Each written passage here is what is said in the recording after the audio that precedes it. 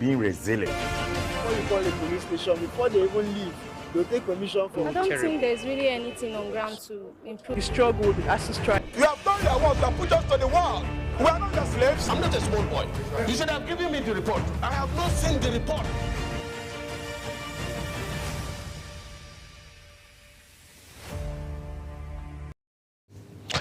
I'm sure it's not out of place to say Eid Mubarak to all of our Muslim brothers and sisters in Nigeria and, of course, across the globe. Thank you, everyone. This is Global Morning, the first for the week. It's Monday, the 17th day in the month of June 2024. The euphoria of Big Salah, as my Muslim friends would call it, is still very much palpable. Yesterday was a big day. We saw the commemoration. We saw scholars and all of those who are vast in Islamic history and theology, as I like to call it, talk about the significance of this very pivotal commemoration and what it holds for Muslims. And then we're saying Nigerians across board, including politicians, as is always the case, telling citizens, in particular Muslims, to use the occasion to reflect on the sacrifice and the selflessness of Prophet Ibrahim for taking that bold step. That's what my Muslim friends call a step of faith, to want to sacrifice his only son. But then we know what happened thereafter, and that's essentially is the centrality of this commemoration.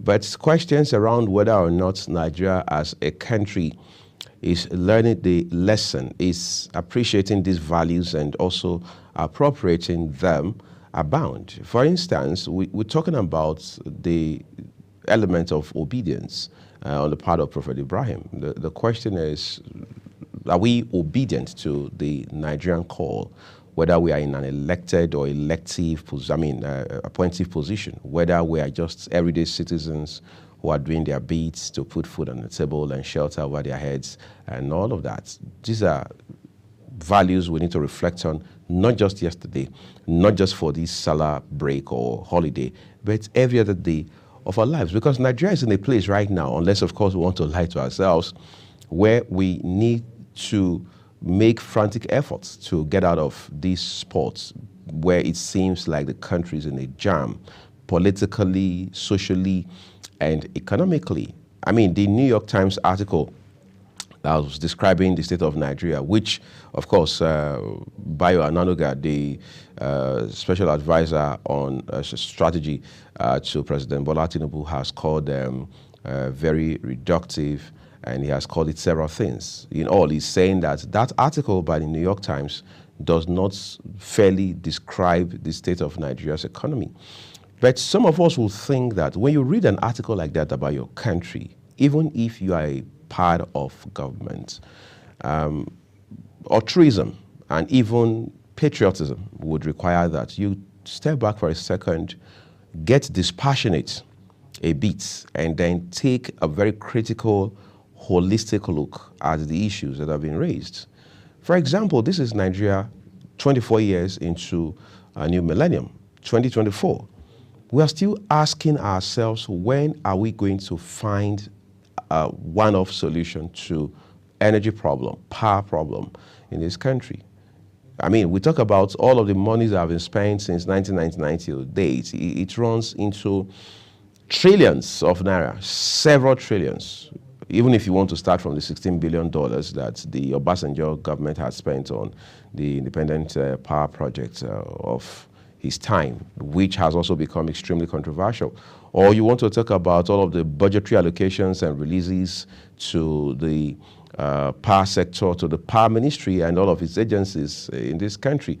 Or you want to talk about all of the partnerships, local and foreign, in which Nigeria has made numerous and enormous investments. I mean, the list just goes on and on and on. So this Salah period, in addition to its core significance, should give us that opportunity, because it already puts it in front of us, to reflect on where we are as a people as a government and as a nation. What exactly do we want to do with our lives? How do we want to progress beyond the rhetorics of politicians telling you, be patient, the bad times are over, the worst is behind us, we are in for a great time, and so on and so forth. Because as a matter of fact, when President Bola Tinubu, then the candidate of the APC, rolled out his renewed hope agenda, a lot of persons thought beyond the change that APC had brought between 2015 and 2019 and the next level of 2019 to 2023, the renewed hope agenda of President Bola Tinubu was going to be the magic wand. Of course, adults and grown-ups are not naive to think that there was going to be any magical move, but they had expected that there was going to be far better policy coordination, whether it's fiscal or monetary. There was going to be far more, if you like, drive in areas of manufacturing, in the areas of power, in the areas of infrastructure, and things like that. But it appears that expectation has been cut short for the most part, irrespective, in spite of all of the promises and reassurances that have been given by the president. These are things we should be pondering on in the days and weeks and months and years ahead. There's so much to talk about on the show today. Some of them will humble us. Then there are aspects of faith that will also inspire us. But in all, it's going to be about the Nigerian project. We're taking a quick break, everyone. We want to join Fatimi Umar to bring you Taste and Texture.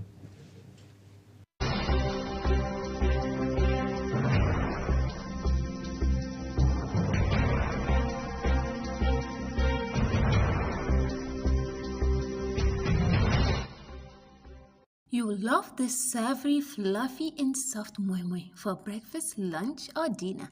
It's a simple comfort food classic. Hello and welcome to another episode of Taste and Texture. I'm Fatimi Aboma. Today we'll be making one of the finest and well-known food staple, moi moi and pap. Moi moi is a steamed or boiled bean pudding made from a mixture of washed and peeled beans and onions, fresh red pepper, spices, and often fish, eggs, or crayfish. It's a protein-rich Yoruba food that is commonly eaten across Yoruba land and close regions in West Africa. Pap, which is a corn pudding, is one of the weaning meals introduced to babies in Nigeria. It is quite popular and generally known in all parts of the country. The Igbos call it akam, the Yorubas call it ogi, and the Hausas call it koko. It sounds delicious, I know. And now to the ingredients.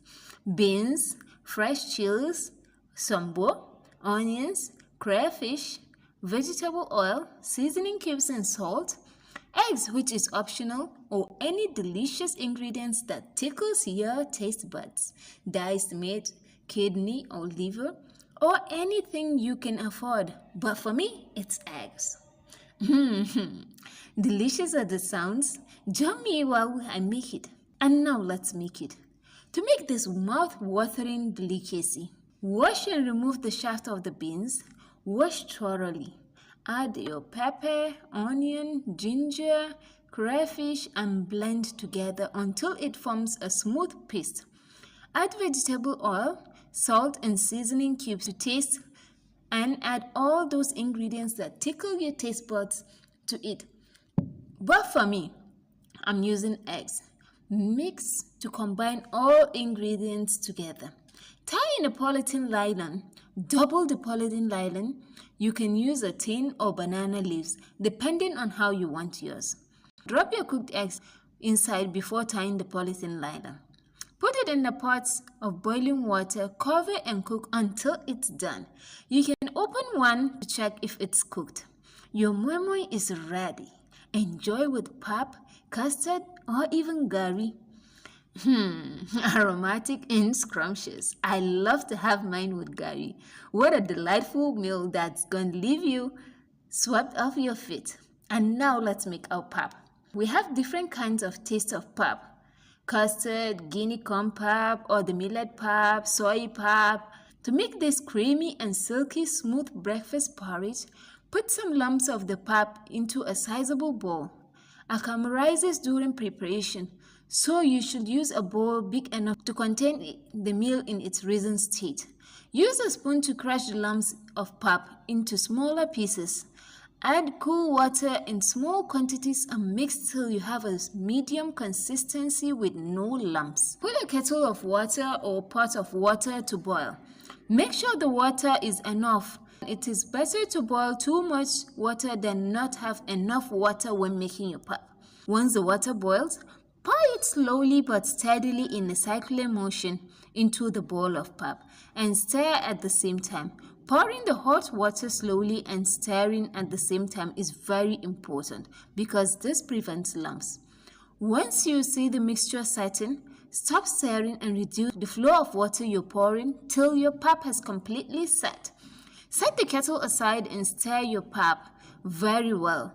If it's too thick for you, you can add more water, but be careful, else it will become watery. Add your sugar and milk to your taste and enjoy your pap and moi moi. Inviting, huh? It tastes so heavenly and delicious. That's all for now. See you same time next time for another scrumptious episode on taste and texture.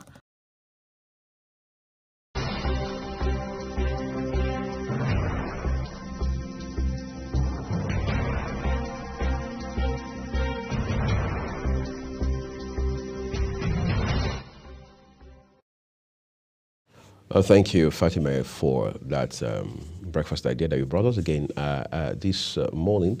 Incidentally, I'm already busy on the show for the next 2 hours, so I don't have the luxury of time to try it out just today. But let's see what tomorrow holds. But then concerns arose yesterday. I mean, it was a big day for Muslims, particularly. But it was also a big day for Nigeria and indeed for the world because it was Eid al-Kabir. And one would have thought for a day like yesterday, not only was it just going to be a Sunday and, of course, a day for people to stay indoors and reflect, enjoy their time with their family and things like that. But instead, we're hearing stories around some attacks in West Nigeria, the state of Sokoto in particular, how that by some reports, about 6 persons have been killed and dozens abducted in Sokoto. I mean, when things like that happen in the Northeast, generally, people feel, well, yes, it's sad, it's crazy, but it's not the first. But for Sokoto State, it was not only an embarrassment, it was disturbing, it was nasty, especially on a day such as yesterday. Now, for those who have followed the trajectory of insecurity in this country, particularly in the last 10 to 12 years, they will tell you it is just another layer to the series of bad news in that regard. But does it not also raise concern around how that as of today, it will appear that every time we make an effort to nip insecurity in the bud, whether it's up north, somewhere southwest or southeast or south-south, we don't seem to be seeing the progress that we're making. I mean, look at the budgetary allocation for defense in the last 1 decade, for example. Say you're starting from 2015 till date. All right, you realize that it's huge, it's massive. And then you're asking yourself, do we get commensurate value for whatever we budget or whatever we release? All right, so defense, do we get that? Is there something we're not doing? What are the elements we're missing that is making it more like a situation where we're making 2 steps forward, we're making 8 steps backward with regards to security? Recall that when former president, the immediate past one, Muhammadu Buhari was in office, we had heard the term technically defeated. That was Lai Mohammed, the former Minister of Information and National Orientation at the time, telling us that Boko Haram in particular had been technically defeated. It became an issue of definition, what it means for a terror cell like the Boko Haram to be technically defeated. That was after we had also been told by the government at the time that Boko Haram had been defeated. Shekarau, their supposed leader, had died and all of that. But again, every time the government told us that Shekarau had been neutralized, a video of him was released countering the government's position. We saw that happen, and it was a national embarrassment. So the question is, beyond the promises and assurances that we have heard from government, what should we be doing as the defense and intel community, as citizens, as government, what should we be doing? At the point when we had former President Goodluck Jonathan in office, we heard that there was some partnership between Nigeria and the U.S. coming on stream. That never saw the light of day. We heard that Britain was throwing in some support by way of collaboration. We never also could tell what happened to that proposal. I mean, we've seen all of that time and again. And recently we heard that there was going to be, there was some proposal by the French authorities to establish some sort of base up north and all of that. And there was so much of resistance against that idea in itself. So what more should we do by way of effort to ensure that we are able to run circles around these monsters of banditry, insurgency, and kidnapping, particularly kidnapping? I mean, look at what has happened to kidnapping in the last 7 to 10 years. The evolution of this very nasty phenomenon. It's crazy, and it appears that we are doing more of the talking with so much less of the action. But we don't want to lose sight of the fact that we're still in the spirit of the Eid al-Kabir, and of course, Muslim brothers and sisters are taking this time out to reflect, particularly seeing that the federal government last week had announced that today, Monday 17th, and tomorrow, Tuesday 18th, are public holidays in that regard. Let's now join my colleague Samuel Odi, who was at the mosque prayer ground yesterday, to give us a feel of what the atmosphere was like. In the spirit of the celebration, the Imam Abdullahi Ibrahim encouraged Muslims to be their brothers' keepers and also to help the government in curtailing the fight against banditry in the country. He further encouraged Muslim faithfuls to abide by Allah's instruction and make sacrifice to Allah to defend its family and nations from domestic and foreign threats. Call on the government to fast-track the process of the renewed hope, as we always remain in hope for that renewed hope. Former Deputy Speaker, House of Representatives, Honorable Babangida S.M. Jore, encouraged Nigerians to be patient and continue to live in peace and unity so as to strengthen democracy in Nigeria. Support our leaders so that they can deliver what we call dividends of democracy to our own people. Thank you, sir. Eid al-Kabir is significant in the Islamic calendar to commemorate Prophet Ibrahim's willingness to sacrifice his son in obedience to the command from Allah. The period is observed with Eid prayers, charity, social gatherings, festive meals, and gift sharing. Samuel Odi, reporting for Global Television News. Thank you, Samuel. That was actually no Hajj 2024. It was yesterday Eid prayer at the National Mosque here in Nigeria's capital, Abuja, and that was Samuel there just bringing us a pulse of what the atmosphere was like. Of course, we all understand how the Eid prayer is of very fundamental significance to the Eid itself. All right, but I was just going to talk about kidnapping before we hit that break a while ago, how that it has evolved. As a matter of fact, somebody sarcastically said very recently that it has become some sort of industry in itself. I mean, kidnap for ransom. You take somebody hostage and then you demand ransom. We've seen that happen across this country. At a point, it was just in the Niger Delta some years ago with the militants and the Creeks, kidnapping expatriates in the oil and gas sector. But that isn't the case. That hasn't been the case for a long time, particularly since the amnesty program came into being and, found traction. But today, it is everywhere in this country. People are taken hostage and the ransom is demanded, thereby causing trauma for families and loved ones. And then before now, what we used to hear was the police living in denial and saying that ransoms had never paid, ransoms were not paid. But then it became common knowledge, became public knowledge that ransoms were always paid, and police would come up and tell you, well, we are not aware family paid ransom. All we did was to rescue the victim. But most times we also understand that those victims were not rescued because of the intervention of law enforcement. This is not in any way to slight the police or our law enforcement. They were released because monies had been paid. And these days, there's the evolution of, to how these payments are made. Back in the day, it used to be cash payments. go and drop the bag of money somewhere from the reports that we gathered. But today that has changed. They don't even pay it into bank accounts. They pay through Bitcoin.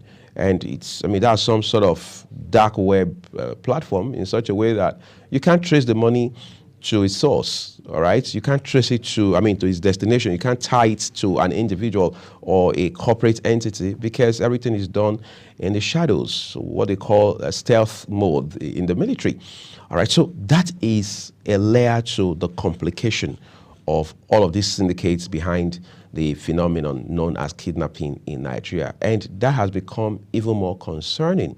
And you're asking yourself, who are those behind the kidnappers? How is it that you find people who can barely say a word in English, but they are able to kidnap people for ransom, collect tens of millions, sometimes hundreds of millions in kidnap attacks, and then they are able to coordinate this network that is so sophisticated. And then you're asking yourself, who runs the show? Who supplies them arms and ammunition? These are questions that need to be answered. People must be held responsible. When the issue of Evans, the kidnapper, came up, people thought, well, he was going to let out a lot. People were going to be held accountable, the high and the mighty. But as it stands today, it will appear even Nigerians have lost track of how that case is going, what has happened to him, and all of that. And we've seen these kind of cases time and again. But we must find a way to resolve all of these issues. Our guest on the program today has a background, a very robust one, in security matters, and he'll help us shed light on these areas of concern.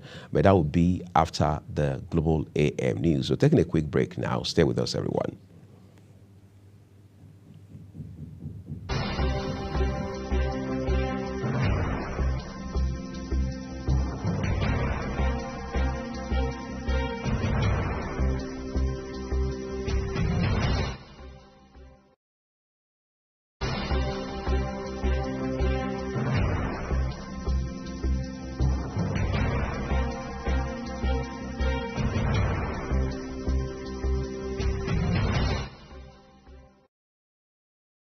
For an insightful idea that takes the center stage and the conversation that gets beyond the headlines, to explore the lasting impact of political decisions, Big Talk got you covered. From policy debates to geopolitical insights, from thought-provoking discussions to actionable insight. What is the real responsibility of government? Big Talk delves deep into the heart of the matter. Join us weekdays on Global Televisions from 6:30 p.m. for a reverting journey into the heart of politics, where we dissect issues shaping our society. With every government and introduction of new policies, businesses of all kinds and sizes seize the opportunity to evolve and redefine themselves. Business Point on Global Television is where we follow the money and put the facts and figures right in front of you. Watch Business Point every Monday through Friday at 11 a.m. as Kikelamo Okeri tracks all the latest developments across critical sectors. Business Point. This is business. In an ever-busy world, the increasing challenge of keeping track of health matters can be extremely demanding. Follow the latest health tips and trends on Health Guide on Global Television on Tuesday at 3 p.m. Health Guide on Global Television. Put your health first. Are you a food lover? Do you care about your health and nutrition? Are you interested in exploring the diverse culinary traditions from around the world? Then look no further. Introducing Lunch Global on Global Television, a show that takes you on a delicious journey through the world of food, nutrition, and diet. So, whether you're a seasoned foodie, a health enthusiast, or simply curious about the world of food, Lunch Global has something for everyone. Tune in Mondays to Fridays and let your taste bud take you on a journey of flavor, culture, and discovery on Lunch Global. Bon appetit!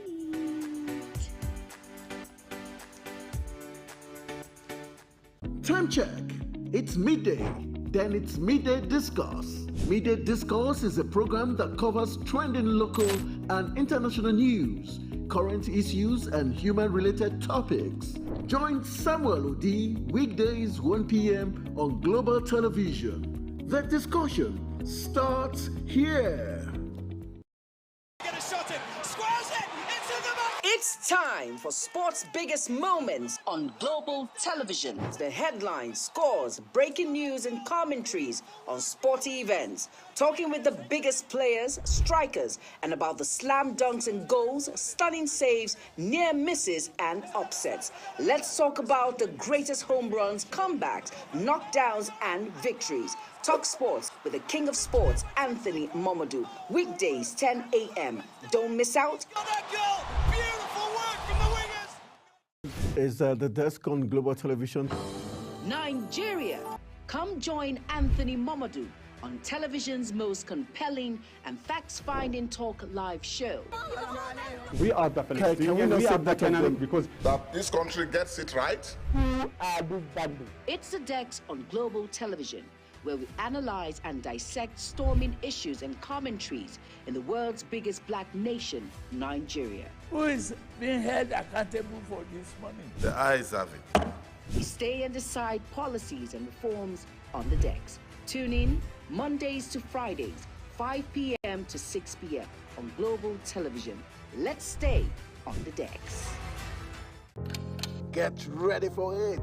Inside Today brings you issues relating to family, peer pressure, drugs, substance abuse, societal and topical issues making rounds. Join Jumaine Manson on Global Television Monday to Thursday and it repeats every Friday. Time 2 p.m. to 3 p.m. Don't miss out. Hello, children. Gather around, let me tell you a story. Do you know that stories have a way of captivating the minds of children, bringing fun and imagination to teach them morals? Join Sharon Ajay as she takes you to explore the thrilling and exciting world of storytelling. I'll be sharing with you our next interesting story. Tune in every Saturday on Global Television, time 5:30 p.m.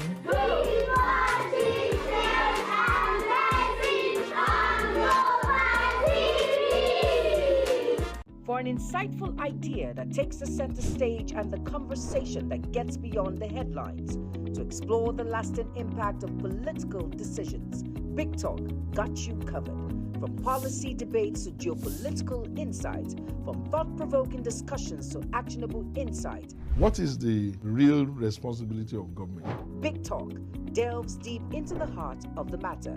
Join us weekdays on Global Televisions from 6:30 p.m. for a reverting journey into the heart of politics, where we dissect issues shaping our society.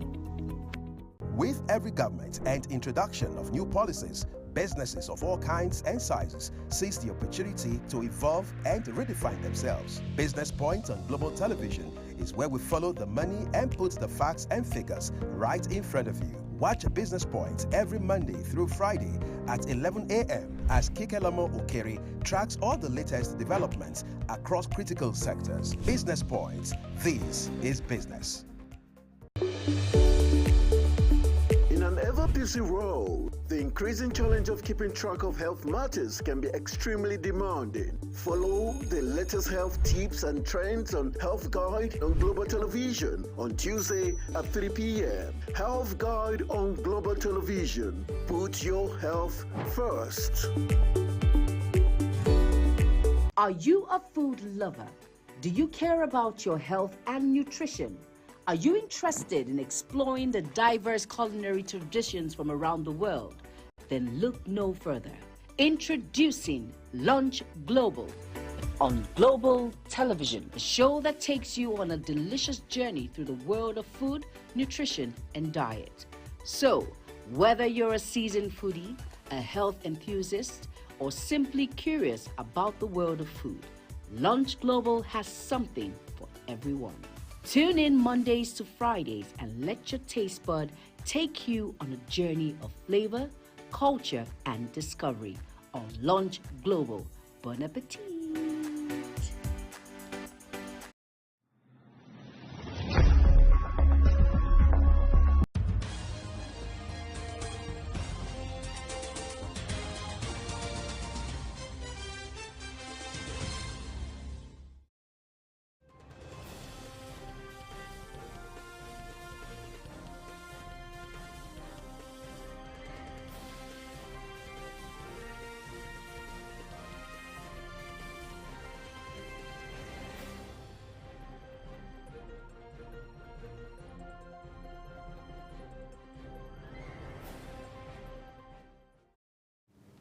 Hello and welcome to all our viewers in Nigeria and around the world to the AM News on Global Television. We're live in the nation's capital, Abuja. I am Queen Agaba. President Bola Tinubu has expressed optimism that the sacrifices and expectations of Nigerians will be realized, noting that favorable outcomes are beginning to manifest with the economy, strengthening and vibrancy returning to the country's critical sectors. In a solemn message released by his media advisor during Gelale, the president also rejoiced with the Nigerian Muslim Ummah on the joyous occasion of Eid al-Kabir, describing it as an event that signifies sacrifice, faith, and obedience to the will of the Almighty. President Tinubu emphasized that sacrifice and duty are essential ingredients to nation building, maintaining that it takes collective purpose, will, and action to bring about great change. President Bola Tinubu arrived Dodam Barracks, Eid Ground, Ikoyi, Lagos, this morning to observe a 2-unit Eid al-Kabir prayer. The president attended the Eid al-Kabir prayer at the prayer ground in Obalende, Hamzat, alongside his chief of staff, Femi Gbajabiamila, former Minister of Works and Housing, Babatunde Fashola, and other aides and associates. The president had earlier left Abuja for Lagos to celebrate this year's Eid al-Kabir. As Muslims celebrate the Eid al-Kabir festival, President Bola Tinubu, former Vice President Atiku Abubakar, and some state governors have congratulated them, urging them to imbibe sacrifice and pray for the national unity, peaceful coexistence of the country. The presidents congratulated the Muslims and prayed for Allah to accept their prayers and act of devotion. President Bola Tinubu has hosted a special gathering to commemorate Eid al-Kabir celebration at his Lagos residence. This was made known by the Lagos State Governor Babajide Sanwo-Olu in a statement.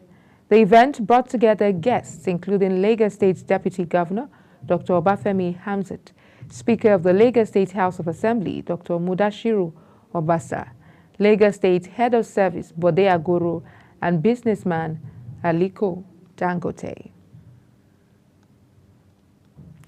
Former President Muhammadu Buhari has stressed the importance of self-reliance in food production. Speaking after attending the Eid prayer with the Emir of Daura in Katsina State, Dr. Faruk Umar Faruk, Buhari lauded the efforts of Nigerians who have turned to farming to mitigate rising food prices and ensure national food security. A statement by the former president's media aide, Garba Shehu, says he appealed to citizens to continue striving for self-reliance by growing and consuming locally produced food.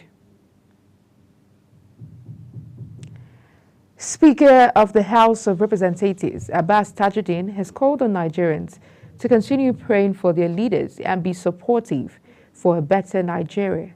He made the call in his congratulatory message to Muslims as they mark this year's Eid al-Kabir.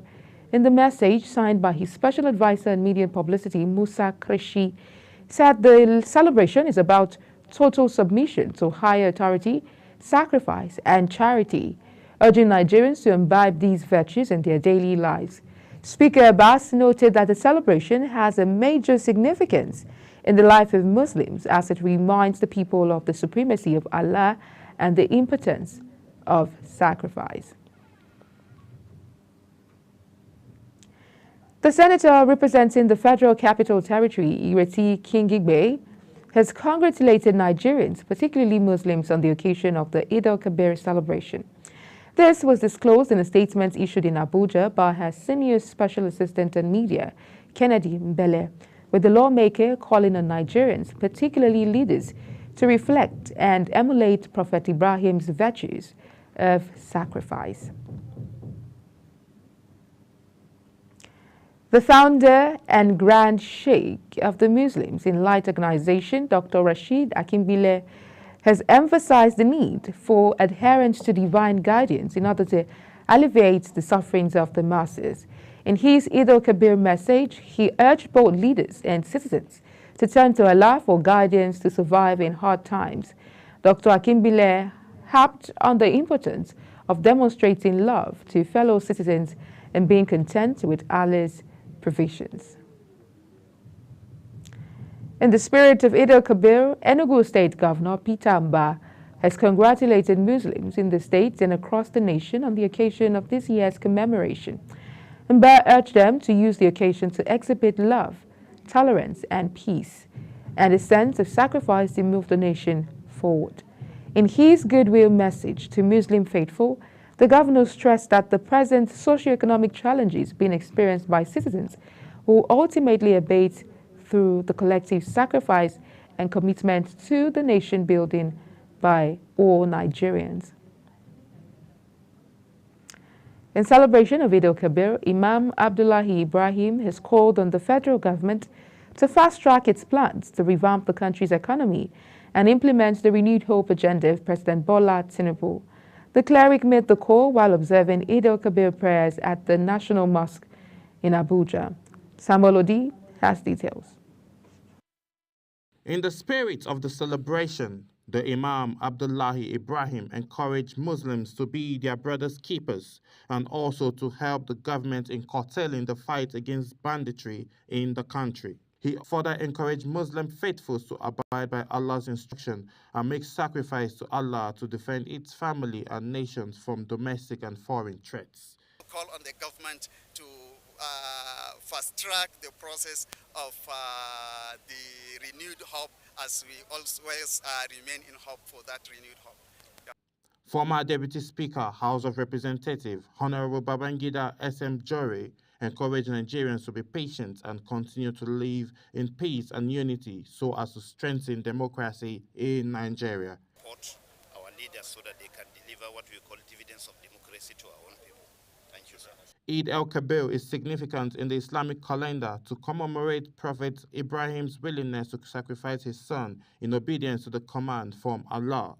The period is observed with Eid prayers, charity, social gatherings, festive meals, and gift sharing. Samuel Odi reporting for Global Television News. Public health physicians have cautioned Nigerians not to allow the economic hardship to drive them into consuming the meat of sick animals, as they may contain infectious diseases that may jeopardize their health. The physicians said meat from sick animals should be avoided irrespective of how cheap they may be. The experts further warned that meat from sick animals like ram and cow could lead to disease spreading, including the transmission of zoonotic diseases such as beef tapeworm infections, bovine tuberculosis, and anthrax disease. Ogun State Police Command has promised to increase its presence in some flashpoints across the state to ensure that the security of residents is never threatened. During the Eid al-Kabir celebration, the command also promised to provide 24-hour patrol of the Lagos-Ibadan Expressway, Kara Long Bridge, and Shagamu Ijebu-Ode Benin Expressway. The spokesperson of the state command, SP Omolola Odutola, said police would be seen conducting search and stop operations in locations such as Onigari, Long Bridge, Alakbako, Shongo Ijoko, among others. As we turn to other stories, officers of the Special Operation Unit of the National Drug Law Enforcement Agency have busted a cartel controlled by drug baron 49-year-old Kelechi Nwaubasi and his 50-year-old elder sister Chinwe Nwaubasi. Following the arrest of the siblings, the operatives seized cocaine and methamphetamine consignments worth over 4.1 billion naira in street value from their hideouts in Aba, Abia State. Spokesman of the agency, Femi Babafemi, said the special operation followed months of intelligence gathering leading to the arrest of the ringleaders and the combined seizure of 20.76 kilograms of cocaine and methamphetamine from them. The Nigerian police force has said that no NSAS protester arrested following the 2020 mass protest against police brutality is still in detention. This was contained in a statement by the force public relations officer, ACP Olumuyiwa Adejobi. It stated that the call be Senator Shehu Sani, a human rights activist, on President Bola Ahmed Tinubu during Democracy Day celebration on June 12 to release scores of NSAS protesters still in detention is misleading. The United Nations Children's Fund has stated that children under the age of 5 are particularly vulnerable to severe dehydration and high mortality rates during cholera outbreaks. A statement by the Chief of United Nations Children's Fund Lagos Field Office, Celine Lafourcade, says addressing the challenges of cholera outbreaks require a deliberate focus of state policies to provide high-standard water and sanitation facilities, as well as strengthened healthcare systems capable of responding to the demand in times of outbreaks. She added that the state should lead educational campaigns on cholera prevention to protect children and the population at large. The National Association of Nigerian Students has appealed to the federal government not to reverse its earlier ban on certificates obtained from universities in Togo and Republic of Benin. In a statement signed by its National Senate Clerk, Abdul Yakin Odunayo, in Abeokuta, the Ogun State capital, the student body warned against yielding to unnecessary pressure over what it referred to as long overdue policy, saying any action contrary will only spell doom for the nation and jeopardize its stand on qualitative education for its citizens. The All Africa Students Union has underscored the imperative of ensuring investment in education on the African continent. The association stated this in a press briefing to commemorate 2024 Africa Students' Day in Abuja. Sharon Ajay has the report. President of All African Students Union, Osisiogu Osikeyin, emphasized the critical role of education financing in ensuring that every child in Africa has access to inclusive, accessible, and relevant learning opportunities. We are confident that alternate solutions at the level of innovative financing tools could be found and implemented on the continent, particularly through private sector, public-private partnership, who could also contribute in financing education by investing majority of their corporate social responsibility, CSR, spending on education-related ventures. He further warned that the learning crisis on the continent, orchestrated by political instability, will become a critical obstacle to development if investment and security in education are not enhanced, adding that expanding funding for education, both domestically and from external sources, is a key pathway to addressing this challenge. We wish to call on all countries in Africa to endorse and respect the Self-School Declaration, currently supported by over 108 countries, to take concrete steps to better protect students, teachers, and schools and universities from attack during conflicts, including by refraining from using schools for concentration camps and military purposes. He commended the union's grand patron, Reverend Dr. Chris Oyakhilome, for his passion and contribution to education revolution in the region. We wish to thank our man of God, our grand patron, Reverend Dr. Chris Oyakhilome, DSC, for his passion for education and his dauntless stance on matters concerning Africa and her contemporary development. May God continue to increase him and his ministry. The African Student Day has been celebrated on June 16th every year since 1991 as a significant occasion to reaffirm the continent's collective commitment to the well-being and educational rights of students across Africa. Sharon Ajay reporting for Global TV News.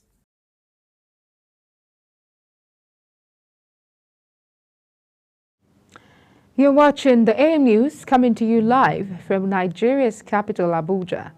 We're on Star Times, channel 276. Kindly follow us on all social media platforms using @GlobalTVNG and other handles now showing on your screen.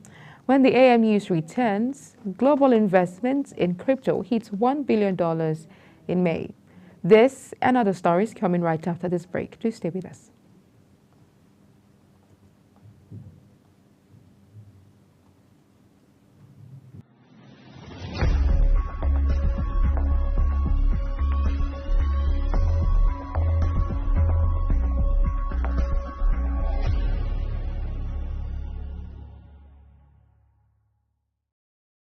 Are you ready to be entertained like never before?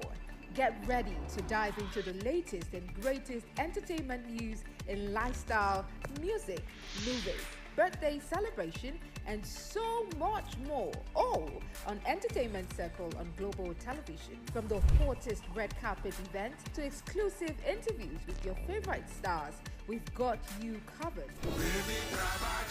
Stay up to date with the latest trends and news from the entertainment world, all in one place. Tune in every Saturday by 1 p.m. with Chong Annabelle Joseph on Global Television. Time check. It's midday. Then it's Midday Discourse. Midday Discourse is a program that covers trending local and international news, current issues, and human-related topics. Join Samuel Odi weekdays 1 p.m. on Global Television. The discussion starts here. Is the desk on Global Television? Nigeria. Come join Anthony Mamadou on television's most compelling and facts-finding talk live show. We are the Palestinians. We are the Palestinians because this country gets it right. Who are these bandits? It's the Dex on Global Television, where we analyze and dissect storming issues and commentaries in the world's biggest black nation, Nigeria. Who is being held accountable for this money? The eyes have it. We stay and decide policies and reforms on the Dex. Tune in Mondays to Fridays, 5 p.m. to 6 p.m. on Global Television. Let's stay on the Dex. Get ready for it. Inside Today brings you issues relating to family, peer pressure, drugs, substance abuse, societal and topical issues making rounds. Join Jumaine Manson on Global Television Monday to Thursday and a repeat every Friday. Time 2 p.m. to 3 p.m. Don't miss out. Get a shot at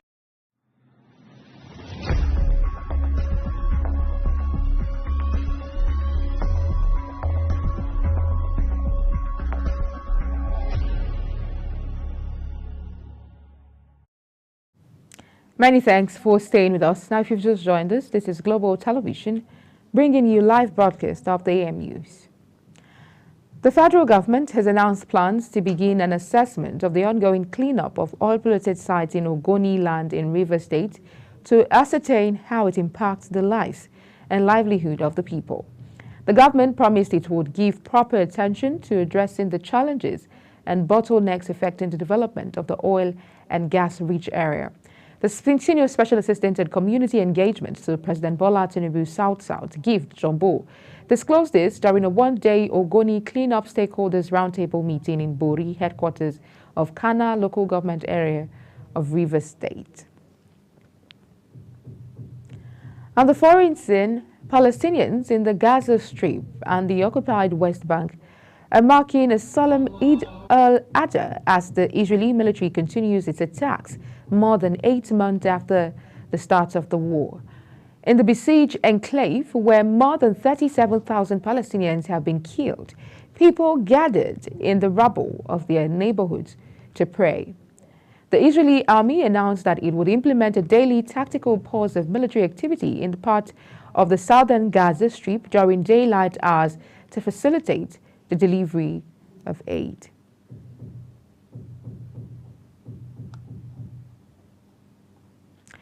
In business, as Muslims nationwide prepare for the Salah celebration, there's been a surge in purchases which came with the lamentations of the high cost of sacrificial animals and essential food items needed for the Salah celebration. This festive spirit is dampened by concerns over the soaring prices of sacrificial animals and necessary ingredients. Many Muslims across the country are expressing dismay at the high cost of rams of various sizes, as well as staples like tomatoes and palm oil, which are crucial for feast during the auspicious occasion. The Minister of Aviation and Aerospace Development, Festus Keyamo, said the federal government has commenced the process of empowering Nigerian airlines to have direct access to international routes to the United States and South American countries. On March 20th, Air Peace commenced its Lagos-London flight services. But during an interview, Keyamo said the government is putting plans in place for local airlines in the country to commence direct flight operations to both the U.S. and South America.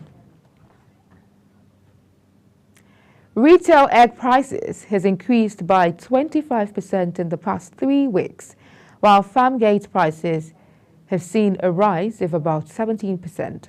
Farmers and traders attribute the increase to scarcity following significant closure of poultry farms in the country and also to a renewed increase in the prices of maize and soya ingredients used in poultry feed production. Food prices have generally increased across the country in the past year due to the depreciation of the naira and a rise in transport costs. The increase in egg prices could negatively affect the pastry industry, which is also experiencing similar stress from high input prices. The Special Assistant to the Kaduna State Governor on School Feeding, Dr. Fauzia Buhari Ado, said 4 billion naira is spent annually on school feeding in a bid to curb the growing number of out-of-school children in the state. Buhari Ado disclosed this in a statement in Abuja. She added that over 25,000 students in 51 boarding schools across the 23 local government areas benefit from the program. In sports, the International Paralympic Committee has celebrated Nigeria's para-table tennis couple, Christiana and Kayode Alabi, who are preparing to feature at the Paris 2024 Paralympic Games in France. The committee on its website described the couple as role models for athletes across the globe. Preparing for Paris 2024, they have increased their workload and added 1 gym session per week to the training schedule. However, the preparations for their games debut do not end as they leave the sports hall. Napoli striker Victor Osimhen has lashed out coach Finidi George, stating that he has lost respect for him over some comments on his attitude towards the national team. Finidi, who is said to have also resigned as the head coach of the Super Eagles, was quoted to have said he can't beg Osimhen to play for the national team after the player withdrew from their last 2 2026 World Cup qualifiers due to injury. The striker was said to have been ruled out by the 4-week injury and was replaced by Enugu Rangers defender Kenneth Igboke. And that's it on the Global AM News, and it came to you live from the nation's capital, Abuja. We're on Star Times, channel 276. Kindly follow us across all social media platforms using @GlobalTVNG and other handles now showing on your screen. I'm Queen Agaba. Thank you for watching once again. Eid Mubarak to you.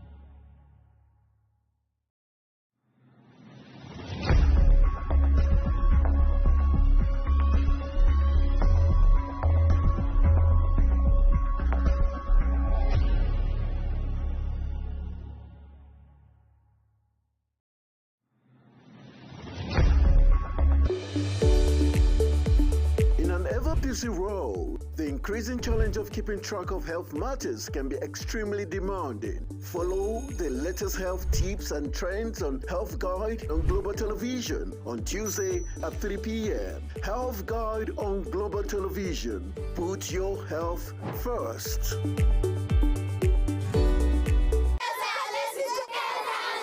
Hello, children. Gather around, let me tell you a story. Do you know that stories have a way of captivating the minds of children, bringing fun and imagination to teach them morals. Join Sharon Ajay as she takes you to explore the thrilling and exciting world of storytelling. I'll be sharing with you our next interesting story. Tune in every Saturday on Global Television, time 5:30 p.m.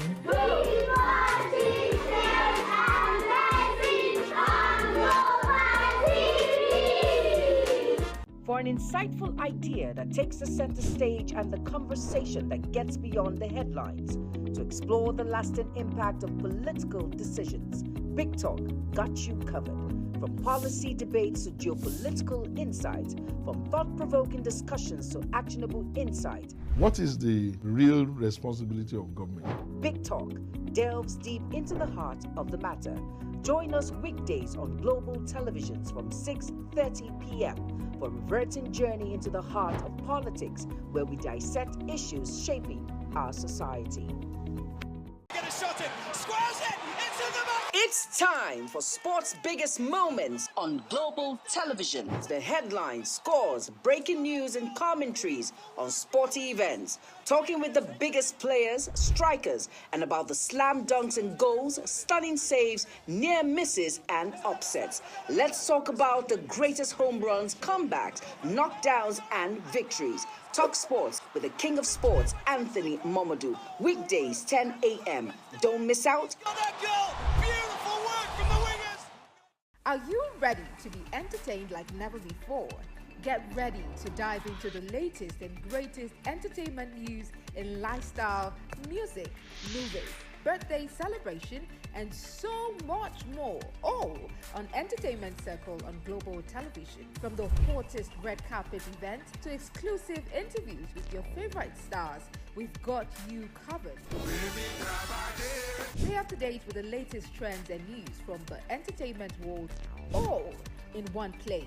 Tune in every Saturday by 1 p.m. with Chung Annabelle Joseph on Global Television. Time check.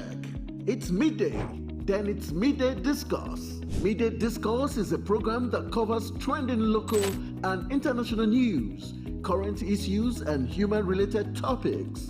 Join Samuel Odi weekdays 1 p.m. on Global Television. The discussion starts here. Is the desk on Global Television? Nigeria. Come join Anthony Momadou on television's most compelling and facts-finding talk live show. We are definitely. Can we not say that again because this country gets it right? Who are these bandits? It's the Dex on Global Television, where we analyze and dissect storming issues and commentaries in the world's biggest black nation, Nigeria. Who is being held accountable for this money? The eyes have it. We stay and decide policies and reforms on the Dex. Tune in Mondays to Fridays, 5 p.m. to 6 p.m. on Global Television. Let's stay on the Dex. Are you a food lover? Do you care about your health and nutrition? Are you interested in exploring the diverse culinary traditions from around the world? Then look no further. Introducing Lunch Global on Global Television, a show that takes you on a delicious journey through the world of food, nutrition, and diet. So, whether you're a seasoned foodie, a health enthusiast, or simply curious about the world of food, Lunch Global has something for everyone. Tune in Mondays to Fridays and let your taste bud take you on a journey of flavor, culture, and discovery on Lunch Global. Bon appetit!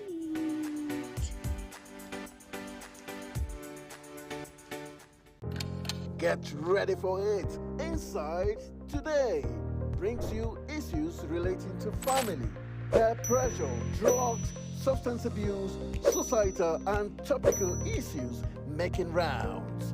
Join Jumaine Manson on Global Television Monday to Thursday and a repeat every Friday. Time 2 p.m. to 3 p.m. Don't miss out. With every government and introduction of new policies, businesses of all kinds and sizes seize the opportunity to evolve and redefine themselves. Business Point on Global Television is where we follow the money and put the facts and figures right in front of you. Watch Business Points every Monday through Friday at 11 a.m. as Kikelamo Okeri tracks all the latest developments across critical sectors. Business Points. This is business. In an ever-busy world, the increasing challenge of keeping track of health matters can be extremely demanding. Follow the latest health tips and trends on Health Guide on Global Television on Tuesday at 3 p.m. Health Guide on Global Television. Put your health first.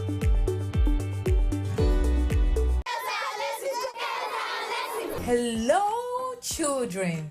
Gather round, let me tell you a story. Do you know that stories have a way of captivating the minds of children, bringing fun and imagination to teach them morals? Join Sharona J as she takes you to explore the thrilling and exciting world of storytelling. I'll be sharing with you our next interesting story. Tune in every Saturday on Global Television, time 5:30 p.m.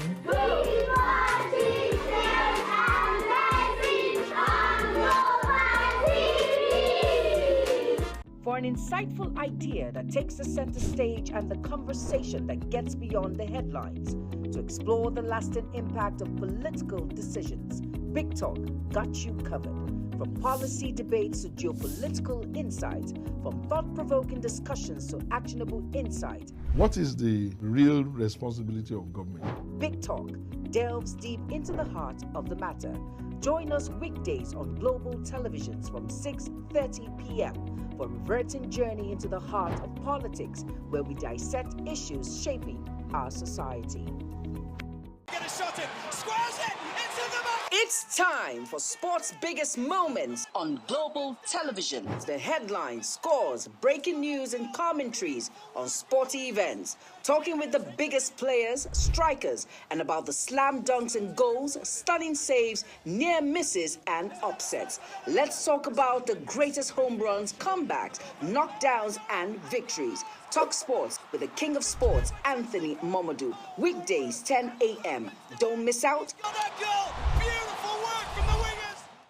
Are you ready to be entertained like never before?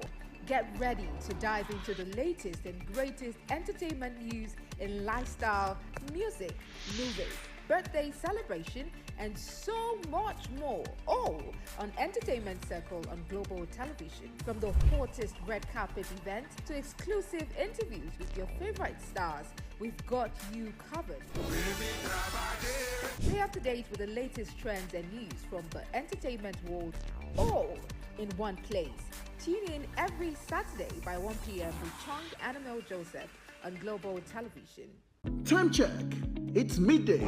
Then it's Midday Discourse. Midday Discourse is a program that covers trending local and international news, current issues, and human-related topics. Join Samuel Odi weekdays 1 p.m. on Global Television. The discussion starts here. Is the desk on Global Television? Nigeria.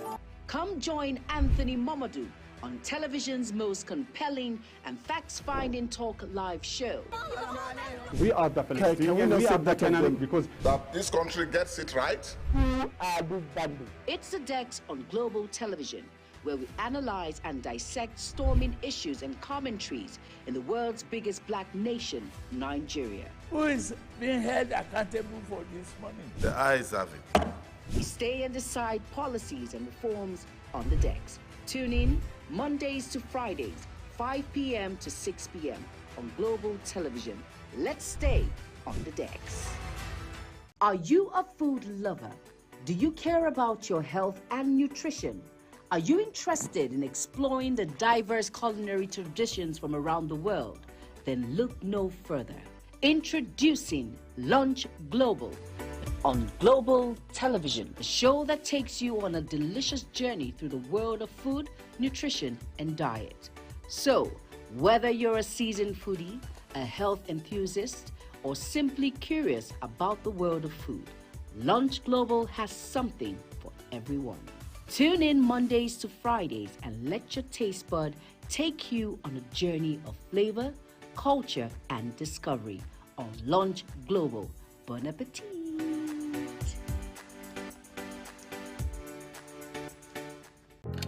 Get ready for it. Inside Today brings you issues relating to family, peer pressure, drugs, substance abuse, societal and topical issues making rounds.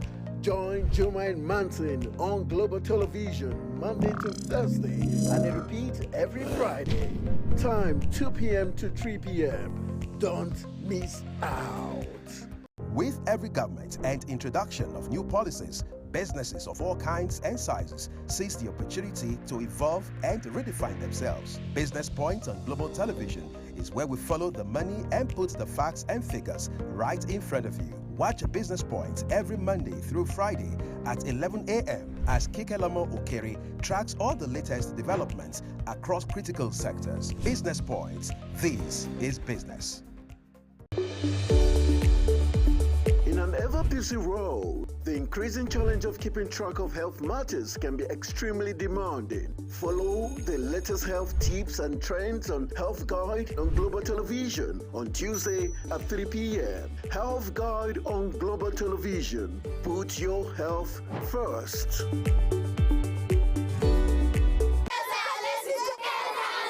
Hello, children. Gather round, let me tell you a story. Do you know that stories have a way of captivating the minds of children, bringing fun and imagination to teach them morals? Join Sharon Ajay as she takes you to explore the thrilling and exciting world of storytelling. I'll be sharing with you our next interesting story. Tune in every Saturday on Global Television, time 5:30 p.m.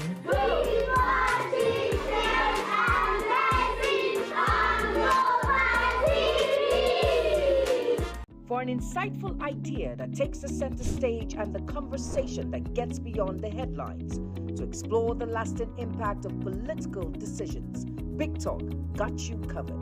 From policy debates to geopolitical insights, from thought-provoking discussions to actionable insight. What is the real responsibility of government? Big Talk delves deep into the heart of the matter. Join us weekdays on Global Televisions from 6:30 p.m. for a reverting journey into the heart of politics, where we dissect issues shaping our society.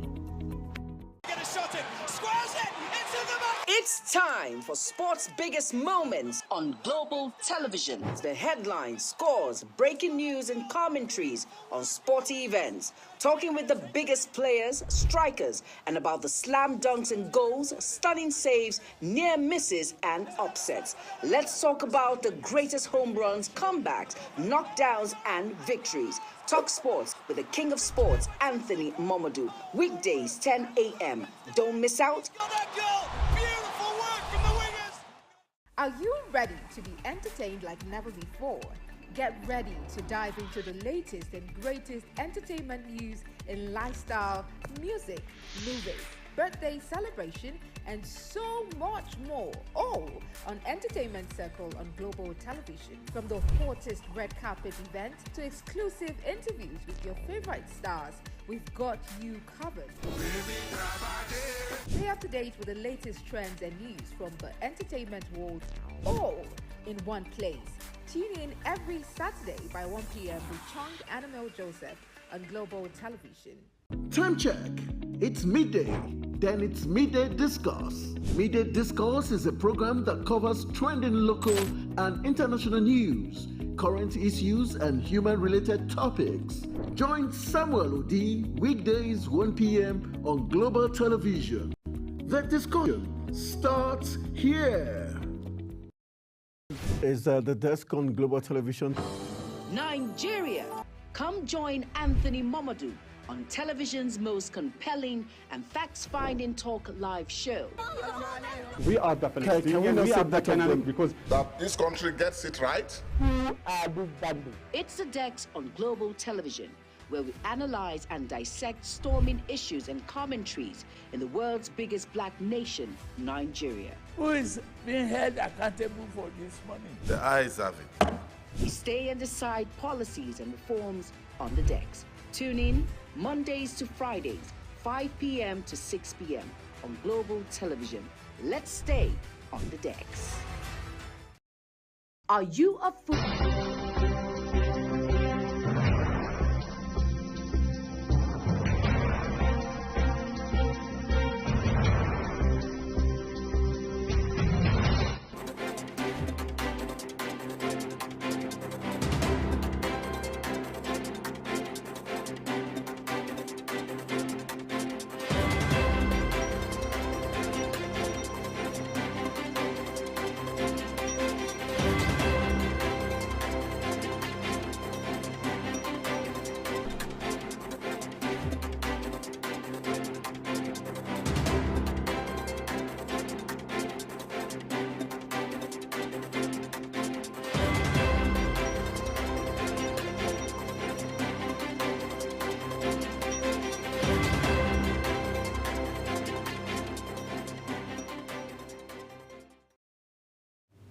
Thank you for staying with us, everyone.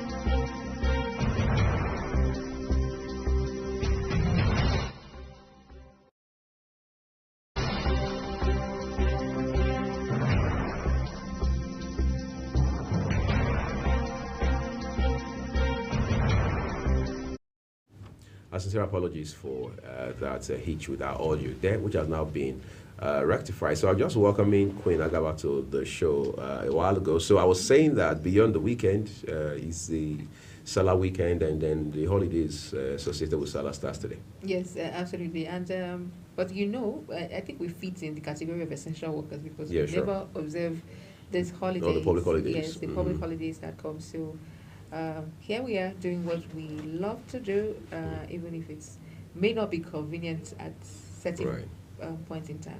But the holiday has brought, of course, I was here on Saturday, I was here on Friday, so the only time I wasn't here was yesterday, working. So we see all of what has been put in place in commemoration of the Eid al-Kabir celebration, how authorities have been cautioning, putting security measures to ensure that prayer grounds and other places are secured, and also how people are talking about the increase in food items, perishables like tomatoes, even essentials, necessities for celebration, food items basically, and how to an extent it has made some people cut down on celebration and all of that. So those are the factors that have followed this Eid al-Kabir. But away from that, the celebration has been going on well. I haven't received any Salah meat yet, Salah ram. I look forward to receiving the whole of yesterday. I was really hoping I would, but I'm aware that some people slaughtered yesterday and cooked today. And, so all hope is not lost. All hope is not lost. So how has it been for you? It's been interesting. I'm talking to you about this now. A few of my friends are popping in my head because in April the excuse was the small Salah, it's not big Salah. So it was as if big Salah will not come again. Now big Salah is here, time flies. So I have two options in front of me. Either to do what the lawyers call ADR, alternative dispute resolution, by just quietly giving me a piece of RAM, or my lawyers will have to step in at some point. But that's a joke. Yes, and then there's a whole lot that is going on online. And people are saying between Christians and Muslims, and then people are saying that somebody is saying that people are begging for Salah meat. Now, when it was Christmas, you did us shake and all of that. You slaughtered your chicken quietly. Yes, and somebody said, oh, because of your kwashoko ram that you want to kill, you particularly, don't worry, Mary has gone for antenatal. When that means, and she would soon give birth, and it'll be Christmas again, and then we do you. So it's been a lot of interesting banter.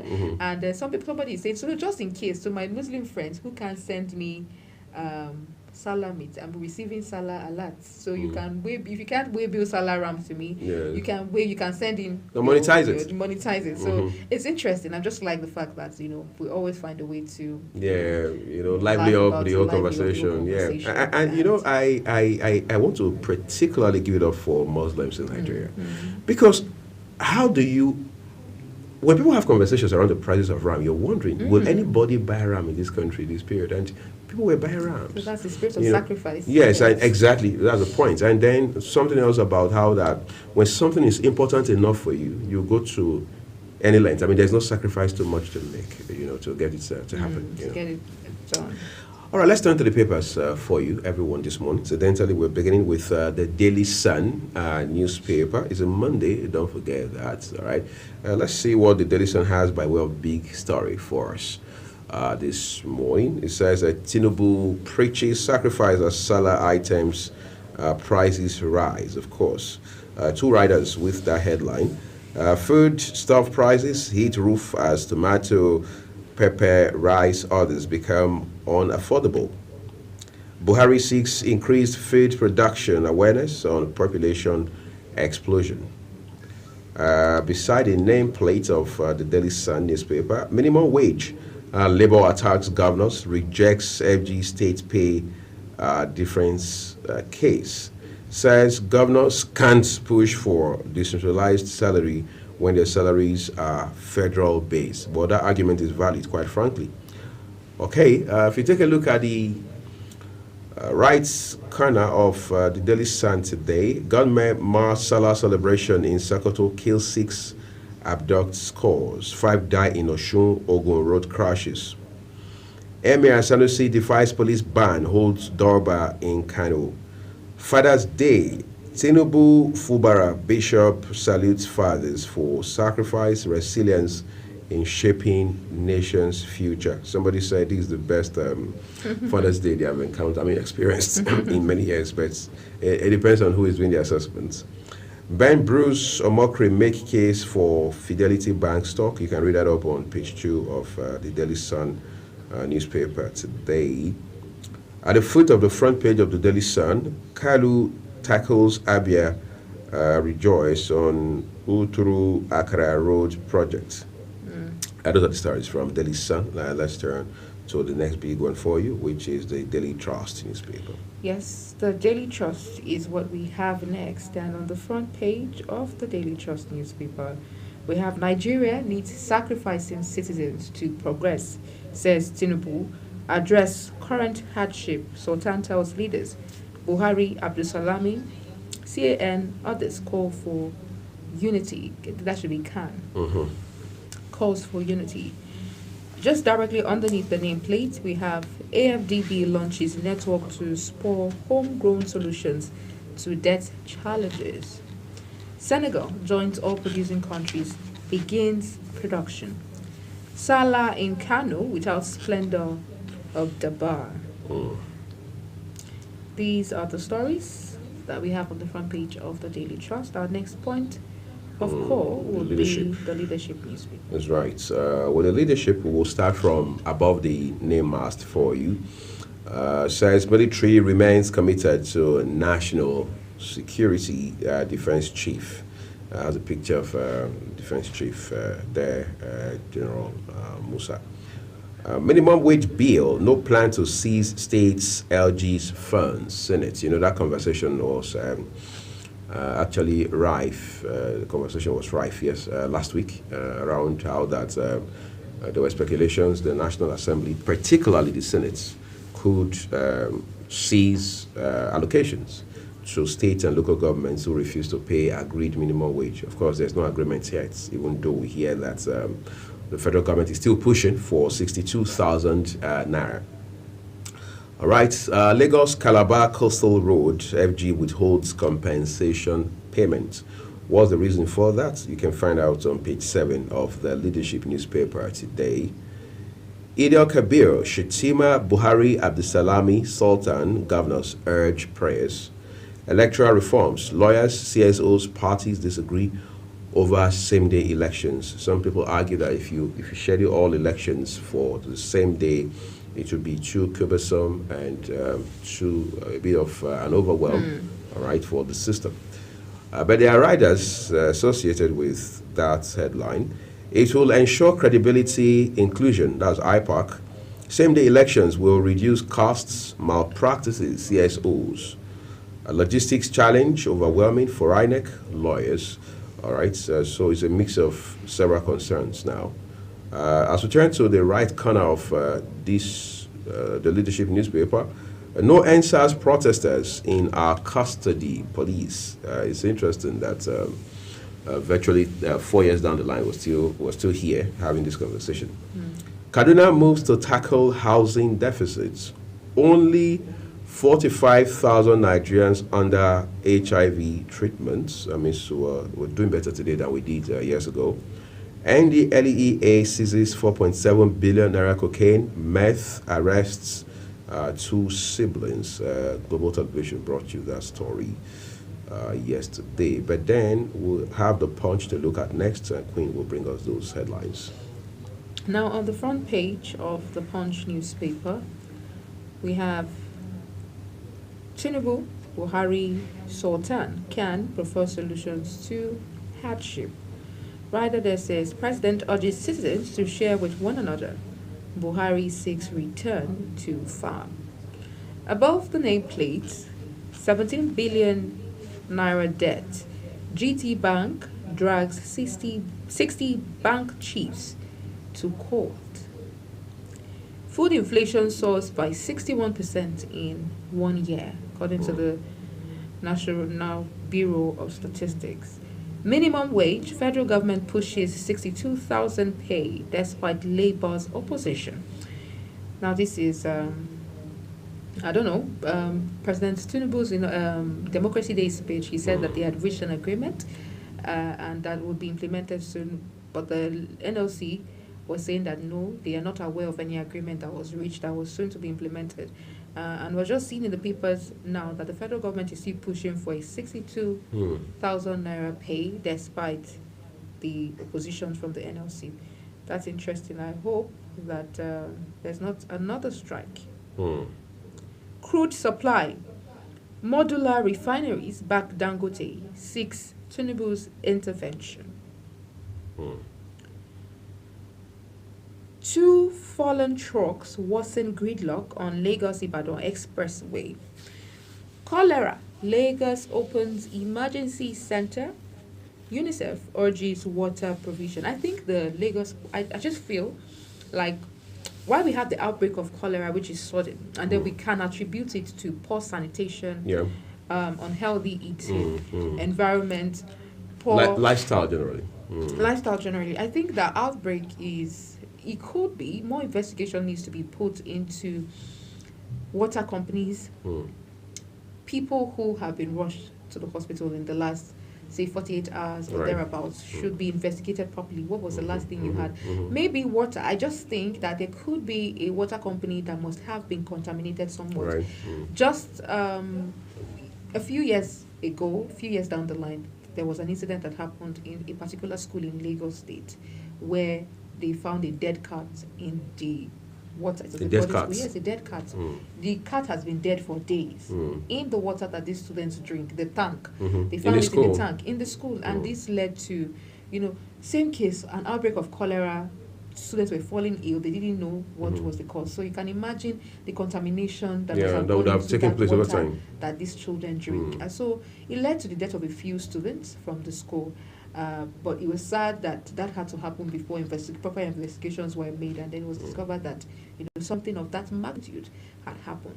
So I think that proper investigations should be made, because it could be that while this is worsening, a couple of people have died from this sudden cholera outbreak, and more people are still being rushed to the hospital. So proper investigations should be made to see to it that there's not a company like that that must have that may have had their food or water contaminated, and that is causing this sudden outbreak and breakdown for people.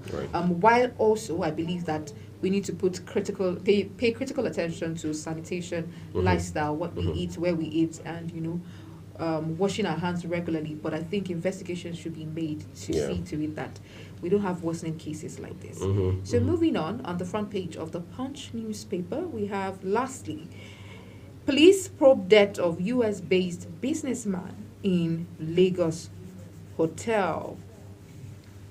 Police probe death of US-based businessman in Lagos hotel. So that's on the front page of the Punch newspaper. Our next point of call will be The Guardian. All right, let's see The Guardian for you. As always, Guardian has a big story in front of it that has to do with, again, the minimum wage narrative. It says minimum wage debates, market realities peg ideal minimum pay for Nigerian workers at 104,400. I like the emphasis on market realities, not just one person's sentiments, not just because that's what Labour wants, not just because that's what government can afford or what Nigerians expect, but market realities. And I can imagine how much of rigorous research has been put into this, especially when you look at the infographics on the front page of the Guardian newspaper this morning. Says 102,000 naira rise price adjusted minimum wage. You can imagine that. 300,000 naira yam price adjusted minimum wage. So you just have detailed, beautifully laid out information on the front page of the Guardian this morning, which I think, I'll recommend that every Nigerian reads so that you have clearer insight as to how these things work beyond the sentiment of, oh, no, government cannot pay, government doesn't have money. No, government can pay, government should go ahead and pay, labor deserves it. No, it should be about what is realistic. You don't want to increase salaries and then people's lives are worse off for it, all right? I think that's very important. Okay, but let's see other headlines for you this morning. NLC rejects AG's stance on minimum wage. Senate leader seeks truce on FG's offer. Presidency faults New York Times report, blames dead economy for hardship. Cholera outbreak. Provide water, UNICEF urges Lagos. Gunmen kills 6, abducts many in Sokoto community. Tension in Rivers as tenure of LG chairman ends today. So Governor Fubara is in the spotlight again. Muslims grown seek change in policy over high costs of goods. How heat wave pest stir scarcity of tomato losses. Interesting. Ladoja fought Makinde over Olubadan designates health status. 12-man gang allegedly kills 24-year-old father in Ibadan. A pathetic headline there, no doubt about that. But that's how we wrap it up on The Guardian this morning for you. Yes, and then our next point of call will be the Nation newspaper. On the front page of the Nation newspaper, we have Eid al-Adha, sacrifice key to nation building, says Tinubu. Above the nameplate, President not to blame for economic crisis. New York Times, this according to the New York Times. CBN keeps $2.9 billion deposit in special account to stabilize forex market. Edo 2024, Shaibu declares support for APC candidate Okpeboholo. Confusion over tenure of Rivers Council chairman. And we have Rider for the big story, which is sacrifice key to nation building, according to Tinubu. The Rider says Shatima Buhari Sultan canvass massive food production.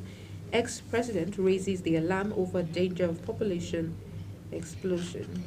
These are the stories we have on the front page of the Nation newspaper. So we go now to the Sun newspaper. Okay, we had seen the Sun for you earlier. Okay, we're looking at the Tribune now. Yeah, Tribune, that's our second to last paper this morning. The Nigerian Tribune says redouble efforts to stop economic hardship, Sultan tells leaders. At Eid Kabir prayer, Tinubu calls for love, charity to vulnerable. Those are riders now. Atiku governors felicitate Muslims,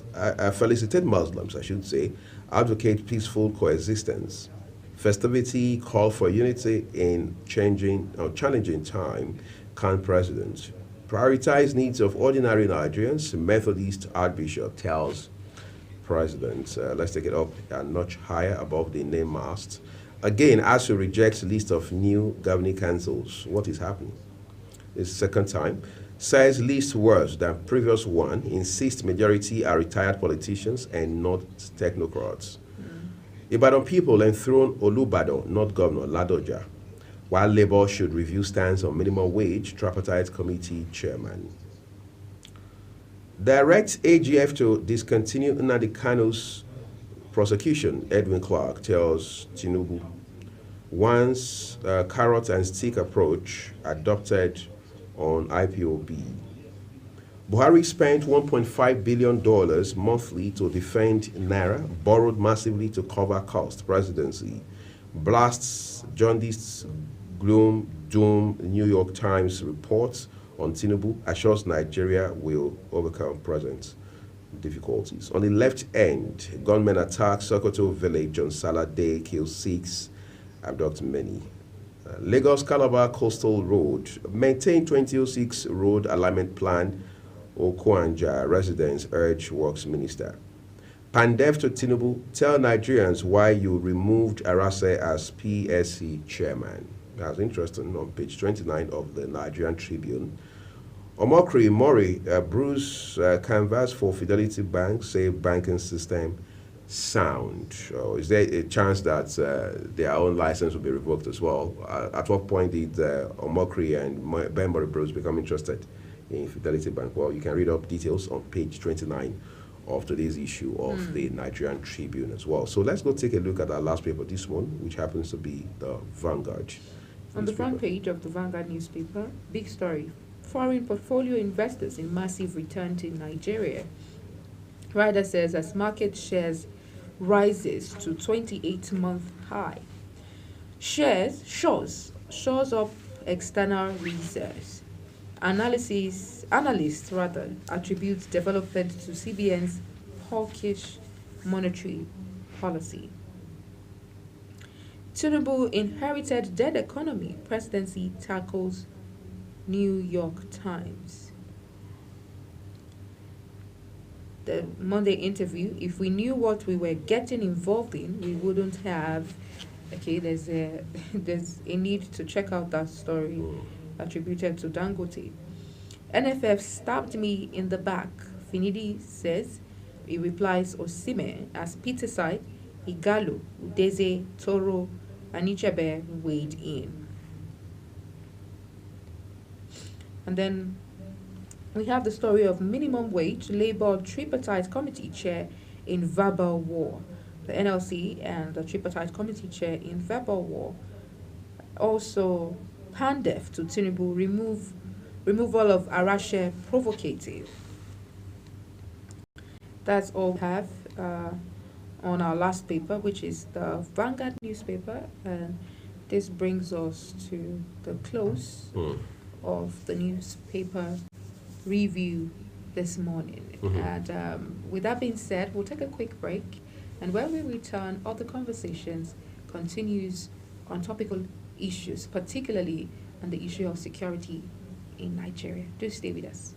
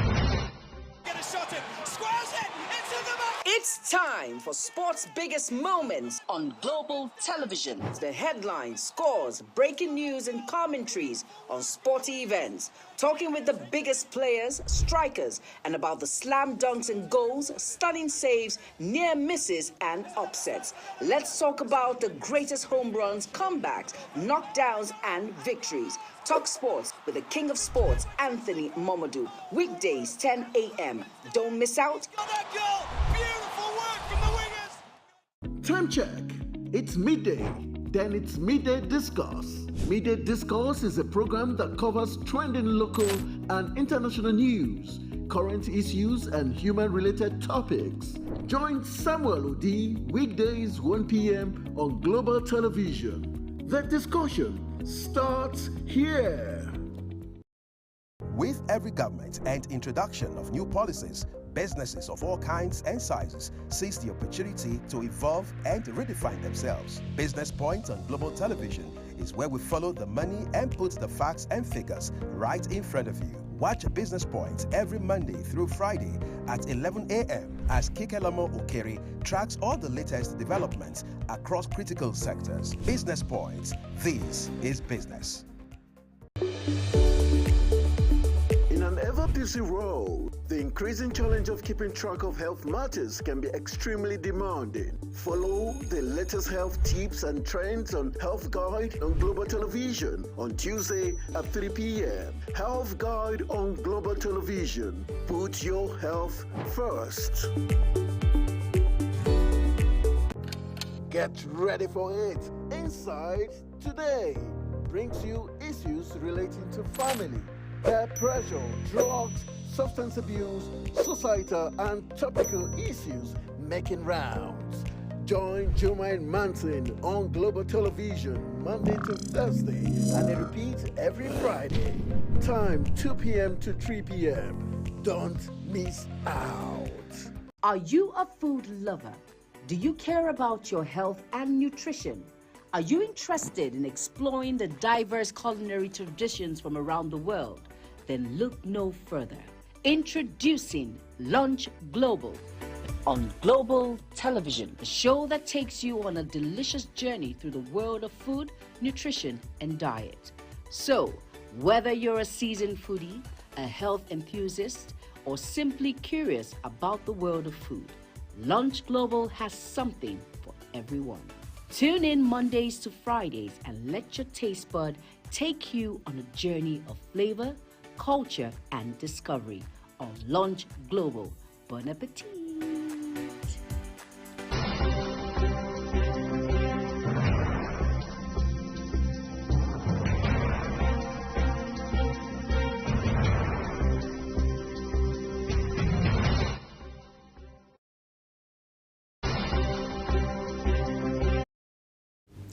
It is almost impossible to discuss the national development issues in this country without having to, at some point, for obvious reasons, put security concerns in the very heart of such conversations.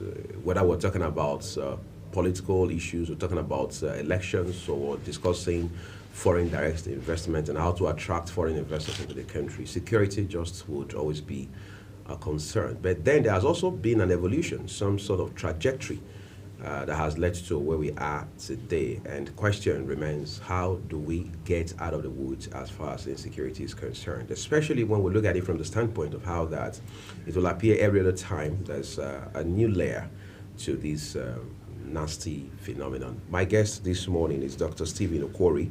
He's the Chief Executive Officer of STIC Mirac Security Consulting. He's a security consultant and strategist. Dr. Okwori, it's a pleasure to have you in the program. Yeah, thank you for inviting me.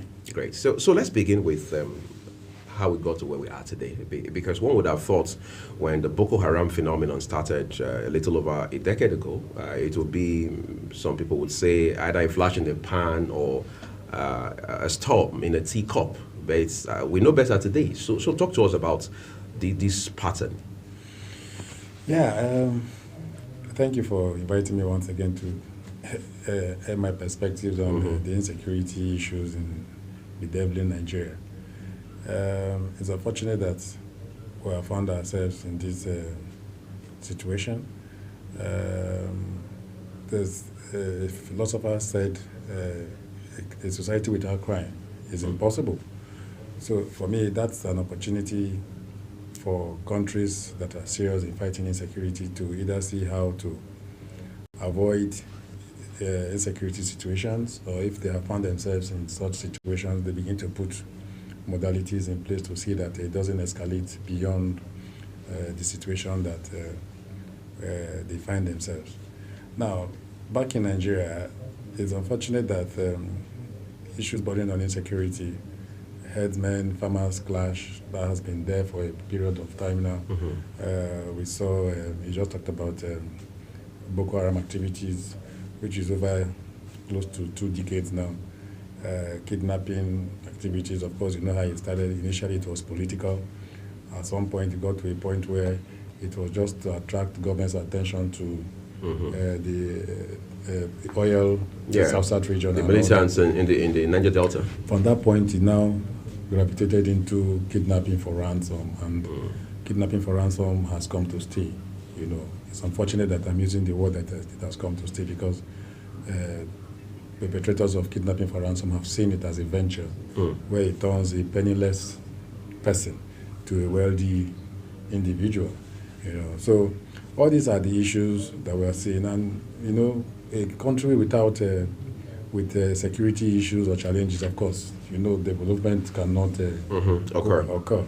You know, so these are the situations that we have found ourselves, and we expect that the government, successive governments, even the one that we have now, would have been doing a lot to see that it doesn't escalate beyond what we're seeing. And every day in Nigeria, we see where bandits kill harmless Nigerians, innocent Nigerians going about their lawful businesses. They are killed. Kidnappers kidnap, collect huge sums of money from Nigerian citizens and even foreigners. And so terrorists carrying out terror activities. You know, so I think that the challenges are not new to us now as a country and as a government. So we expect that the government would have been putting modalities, mechanisms in place, framework, and see that these issues of insecurity are tackled head-on. I know what has been done, but there's the argument by some analysts to say, look, if we hadn't gone a certain path, a certain route with regards to Boko Haram in 2010, for example, 2009, 2010, when we had former President Musa Yar'Adua, blessed memory, Nigeria would be where it is now. Was there a better way to have addressed that issue at the time? Yeah, you know, when the issue of Boko Haram came, the country didn't see it as a serious menace. I recall when the U.S. government listed Nigeria as a terrorist nation, the government went condemning why the U.S. should list Nigeria as a terrorist nation. But look at how it has become. You know, terrorist activities happening everywhere. You know, terrorist activities or acts are kidnapping, destroying government infrastructure, you know, instilling fears into the civilian population, forced marriages, when you know these ladies, these little girls that they kidnap, they force them into marriages and all that. All these are acts of terrorism, and this is what we are seeing now at the moment. So it's not that the government is not doing what they need to do, but I think that we cannot keep doing the same thing and we expect a different result. Now we have a new government in place, and we have new service chiefs that are in place that were appointed by the government, current government, where I expect that each head of security agencies that we have should come with a vision, you know, to see that, okay, what was it that the previous heads did not do right, you know, and let us see how we can improve it. At the end of their tenure, then Nigerians begin to see how the legacy that they have left behind. But when you begin to take statistics or records of what has happened in the last 1 year of these current service chiefs and the government, you will see that they made tremendous effort in trying to see how to address the situation. For instance, in the last 1 year, according to the armed forces, about 9,300 terrorists and bandits were killed, you know, and 7,000 arrested. Then about 4,882 assorted weapons were also recovered from these criminal elements, and 83,900 ammunition. You know, then at some point, over 4,600 hostages were rescued from the hands of these criminal elements. And also the police to have done quite well. About 3,016 suspected kidnappers were also arrested. But by the time you begin to look at this figure, you discover that well over 20,000 of these criminals were arrested or killed. It goes to show that there are a whole lot of them, because can you see the sizable number, very, very small number that is terrorizing the country. So in the event where over 20,000 were killed and arrested at the same time, and we are still facing the challenges in the country, then I think there's a whole lot that they need to do, you know. And in doing that, they need to change tactics. They need to be strategic about what they are doing, and they need to be tactical about it. You know, I am not here to tell them what to do, because I know they know what to do. They've been trained, and if they're not trained, they should be trained. The hierarchy of the security agency knows that training and retraining is key in trying to see how to approach these kind of challenges that we're finding ourselves. Every now and then we hear defense headquarters, the military talk about kinetic and non-kinetic approaches to defeating insurgency and banditry and all of that. Are those efforts paying off, or they are falling short? You know, if you want to look at it, you look at it in 4 to 5 dimensions. Now, why am I saying that? When one would say kinetic, it's the use of force. Right. Non-kinetic is when you begin to apply some political approaches to it, maybe perhaps dialogue, social initiatives. Exactly. You know, trying to see how to make dividends of democracy that the citizens are not seeing, you know, make it available to them and all that. Now, I think there's a political angle to it when we want to begin to address it. There's a political angle to it. There's also a legislative angle to it. There's also a judiciary angle to it. Then we begin to talk about the technical aspect of it, that has supposed to do with the operations of security agencies. And the 5th dimension, I think, is the involvement of the civilian population. You know, because the civilian population are also security managers. The political angle to it is that we must see that commitment, you know, from our political leaders. You know, let us see that political will, because I feel it's lacking. You know, that total commitment in trying to see that we fight insecurity by seeing that what the operatives need or the technical people need, they are provided with. You know, logistics, ammunitions, every other thing that you think that is necessary in fighting this war. Then 2, the legislative angle. Yes, we have to see that they appropriate these funds, right? Not just appropriate the funds, we also have to see that effective oversight function is carried out. You know, I was shocked when there was this jail Kujeje attack when the Senate President was there, the immediate past Senate President. And on national TV, he was saying he was shocked that the custodial center does not have a CCTV camera. You know, and we have a committee, Senate Committee on Interior. Interior, yes. You know, and other committees that are there. So if they truly carried out their oversight, and in this 21st century, we're talking about technology, and there's no CCTV camera, for me, it's a shame, you know, and all that. So all that needs to be taken care of. Also, the judicial aspect of it.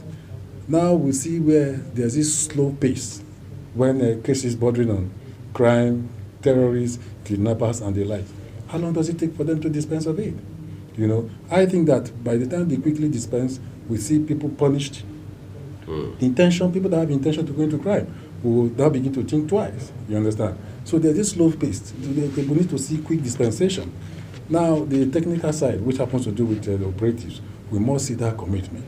Are they posted to where they are professionally qualified to serve, or they just post because of out of favoritism? You know, we need to look at all this. People that are saddled with the responsibilities of protecting lives and property in our security agencies. How well do they post them? You know, that is another angle to it. Then the civilian population part, when you see something, you say something. You know, it's not for you to see something that is suspicious and you keep quiet. You say it to the relevant security agencies. Then beyond that, when you say, how quick is the response? Speed of response. Exactly. You know, so all these are things that when we see how to make this thing work, these 5 components, you know, must be seen to be taken into consideration. I think with that, we'll begin to see some reasonable results. Time and again, we've heard the military say that there are now some repentant or surrendered Boko Haram fighters and so on and so forth. They want to rehabilitate them and reintegrate them into society. Is that a move in the right direction? I've appeared on some media houses, and I am not an advocate of that. I don't support it. We have laws in our land. The Terrorism Act or law has been amended more than once or twice. And these laws, when they amend them, I think it's for human beings, it's not for animals, right? So in the event where certain criminal elements commit acts of terrorism, why won't they be punished? What's the law meant for? For me, if you punish, it will serve as deterrent. People that have intention to go into it will say, no, I won't go into it because Mr. XYZ committed such act of criminality and he was punished. Now you want to rehabilitate people that have killed parents, children of people.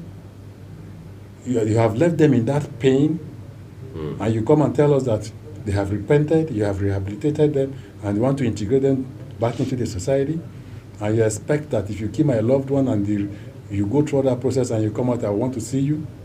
I also think of something else to do, because all of us are human beings. For me, anybody that commits acts of criminality, crime, there's a law. Let them face the law. Because even the repentant Boko Haram members, we have seen when they went back to such crime. They either serve as spies for Boko Haram members, they go into acts of drug trafficking, kidnapping, and other activities. My firm, we have carried out research where we saw claimed repentant Boko Haram members that went back into such crime. So, is it yielding result? For me, it's not yielding result. Let them face the law. There's this problem of distinction. Today is insurgents, Boko Haram. Tomorrow is bandits in either Zamfara or Katsina or Kaduna. What's the difference? There's no difference. They're all criminal elements. Nigeria, we're just naming them, we're just giving them names. A terrorist kidnaps. A bandit kidnaps. So, a terrorist kills, bandits also kill. So, for me, they are just names being given to some group of criminal elements named by the government. For me, all of them are carrying out acts of criminality. And the law is there for them to face in the event where they are caught. The conversation around whether to ranch or not to ranch is back to the front burner now. Yeah. And experts say if we're able to address ranching properly, it will, to a large extent, help to tackle insecurity. What's your sentiment? I think in this 21st century, ranching is the way to go. You know, because even taking the animals from one point to another point is also already stressing the animals, you know, the cattle, if you ask me. I think ranching is the way to go, but there's this challenge of coming from state governors that they don't have lands to give to the government for people to want to go into ranching and all that. I think is a solution to this farmers herders clash. Right. You know, because if herders don't move around with their cattle or animals, they won't go into or encroach into the farmer's farmland where he has taken his time, resources to cultivate his farm or her farm. Then these cattle will just go into it and begin to eat up their crops. So that's the reason for the conflict between these two categories of farmers. Ranching is the way to go, but will the state government, because I've been following the issue of ranching, they said cattle rearing is a private business and all that. Anybody that wants to ranch should come ask for land and all that. It's not for the federal government to begin to ask for lands from the state to see how. I think they need to come to a round table where to accept this thing, because we have seen a lot of people. I'm from Benue. Farmers, herders clash. We just see a lot of people being killed in the Agatu region, in the tea-speaking parts, and the other parts of the country that we'll see. You know, so ranching is a way, and if there's a way that the government and federal government and the state can find a common ground to see that they go into such a policy, it's for me, it's a welcome development. If it works. Boko Haram has been known to be very predominant. To have a stronghold in the northeastern part of the country, Adamawa, Borno, Yobe. You may say, okay, pockets of them in a few other parts, but predominantly those three states. Yes. In the case of the so-called bandits, you're looking at places like Zamfara, Katsina, maybe a bit of Kaduna and all of that. Some people say, well, for Katsina, for Zamfara in particular, it is the gold that's the point of attraction. What actually attracts these criminal elements to certain enclaves? You see, just the way you said, certain, like in Plateau, for instance, we see issues of what was in Plateau. It also boils down to the mineral resources that is also found in Plateau. I think that I've made some investigation about the issues of banditry activities in Zamfara, for instance, and there are some key Nigerians, yes, that are behind what is happening. They try to see how to create these acts of criminality. Meanwhile, the gold is being mined illegally, you know, behind the scene, you know. And it has also opened the eyes of these criminal elements to know the importance of these mineral resources that they have, or they know where they mine them. So they try to see how to create fear, you know, from the members of that community, so that certain things that they want to ask for, that they're supposed to go to the communities, they are not being provided. You know, when a company or an organization is going into a place where a community, certain provisions are made, like they talk about the provision of potable water, you know, schools, hospitals. and all that, because you are coming to take what belongs to them. So what do you now give back to that community where you are coming to extract these mineral resources?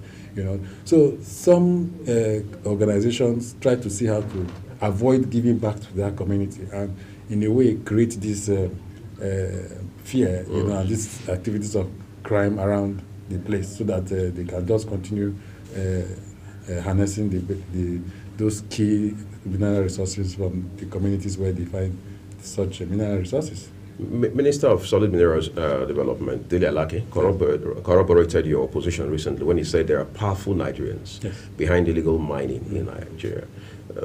That seems to be still a piece of news. I mean, everybody knows that now. But what makes it more like a rocket science to be able to get hold of these forces and deal with them? That's the amazing thing. You know, before the fuel subsidy removal, we hear that there are some people that are benefiting from the resources of fuel subsidy, that if fuel subsidy is not removed, those people will continue to benefit. Right.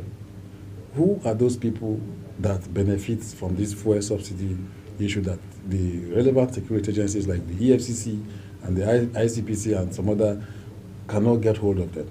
As a result of those few persons that benefits from the fuel subsidy was removed and is affecting the generality of Nigerians. It's applicable to these mineral resources thing that we're talking about. Right. Key persons, prominent people are behind it, and the government is aware.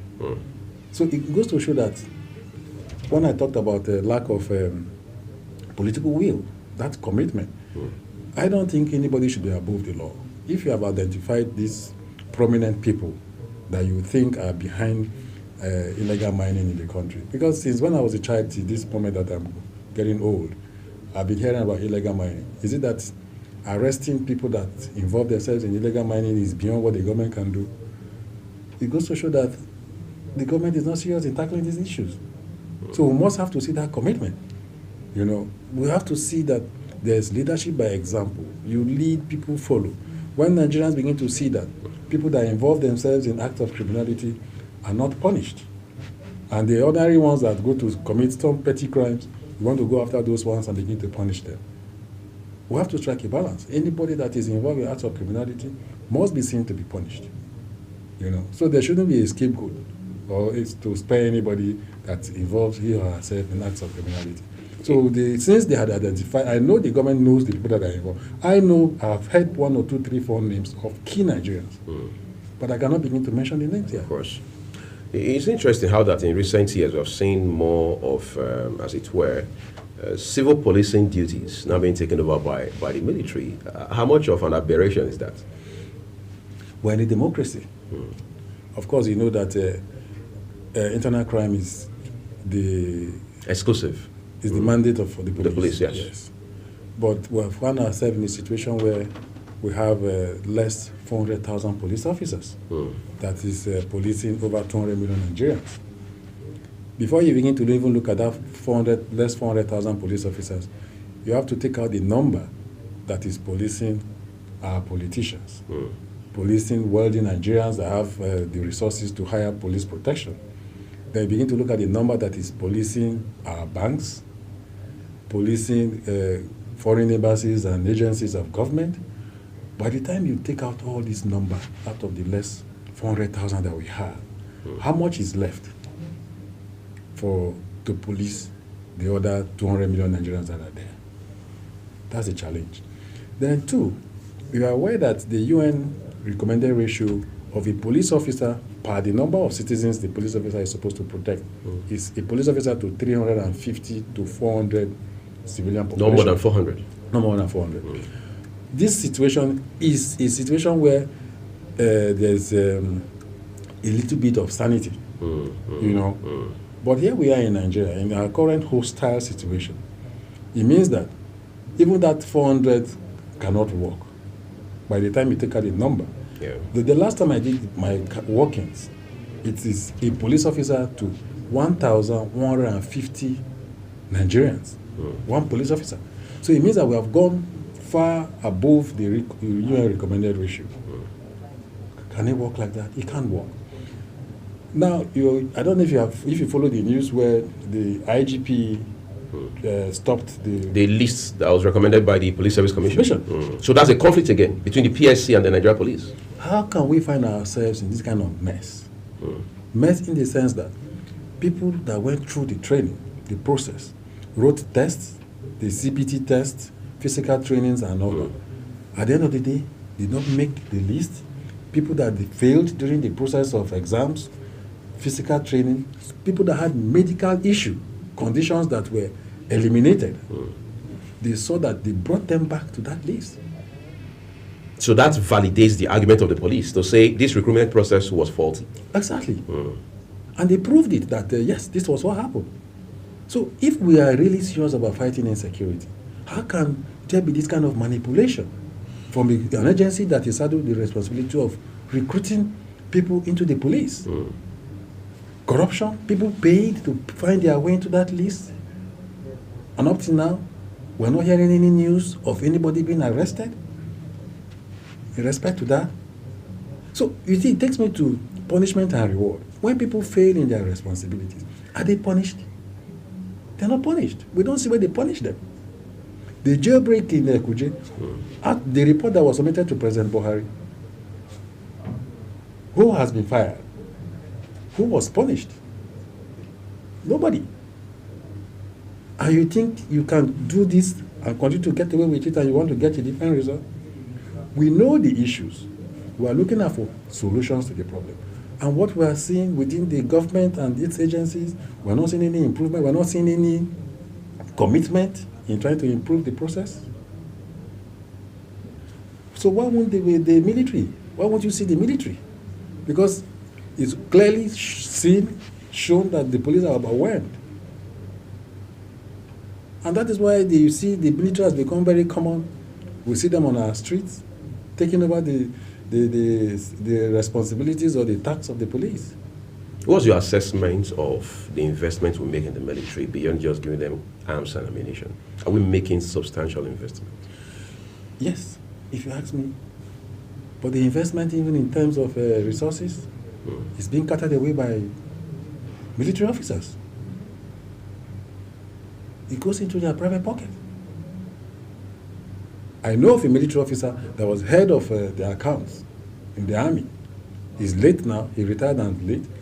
His families are fighting over his property.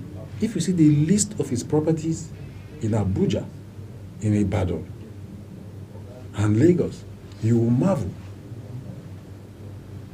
All this from a military officer. I know that in the US, for instance, you don't make money when you are serving as a military officer. You make money when you are out. As a retired officer, you become a military contractor, a military consultant, and you are paid heavily beyond what you earn. Maybe write a few books and sell the rights. Exactly. But here, you make the money while serving, and nothing is done. So you're more of a businessman than a military officer. That's the point. So we see millions of naira being channeled into the military, the armed forces, even with the police and all. But are we seeing the result? How can a military officer retire from the police and you have all that wealth, landed properties in choice areas and all that, and we know the value?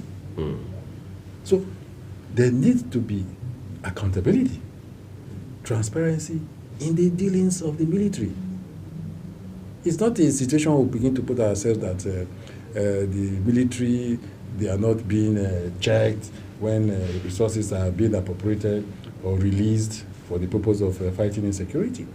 There should be some theme that will check the books. Let us see that the money that is being sent to them to carry out the mandate they've been saddled with, let us see that they are using the money judiciously. Yesterday was Salah. I mean, Eid al-Kabir, a day that is very special and sacrosanct for Muslims.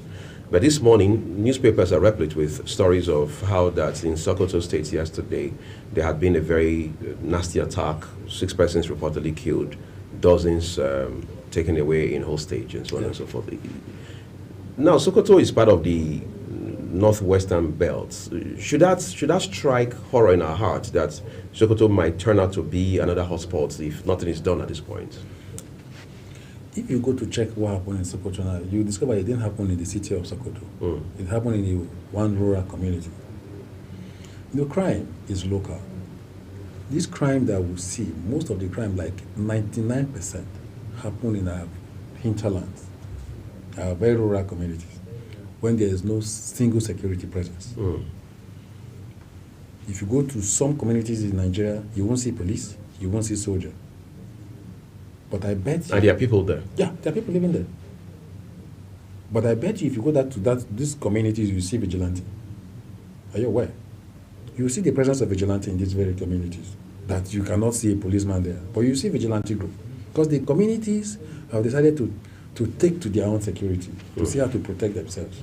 And they hire some able-bodied youths and some persons that have served either in the police or the military and retired and went back to their villages to see how to serve as advisors to those youths when they put them together to provide their own security. Now we have established that there's no presence of security in our rural communities. What has the government done differently to see that there's security in our rural communities where this crime happened?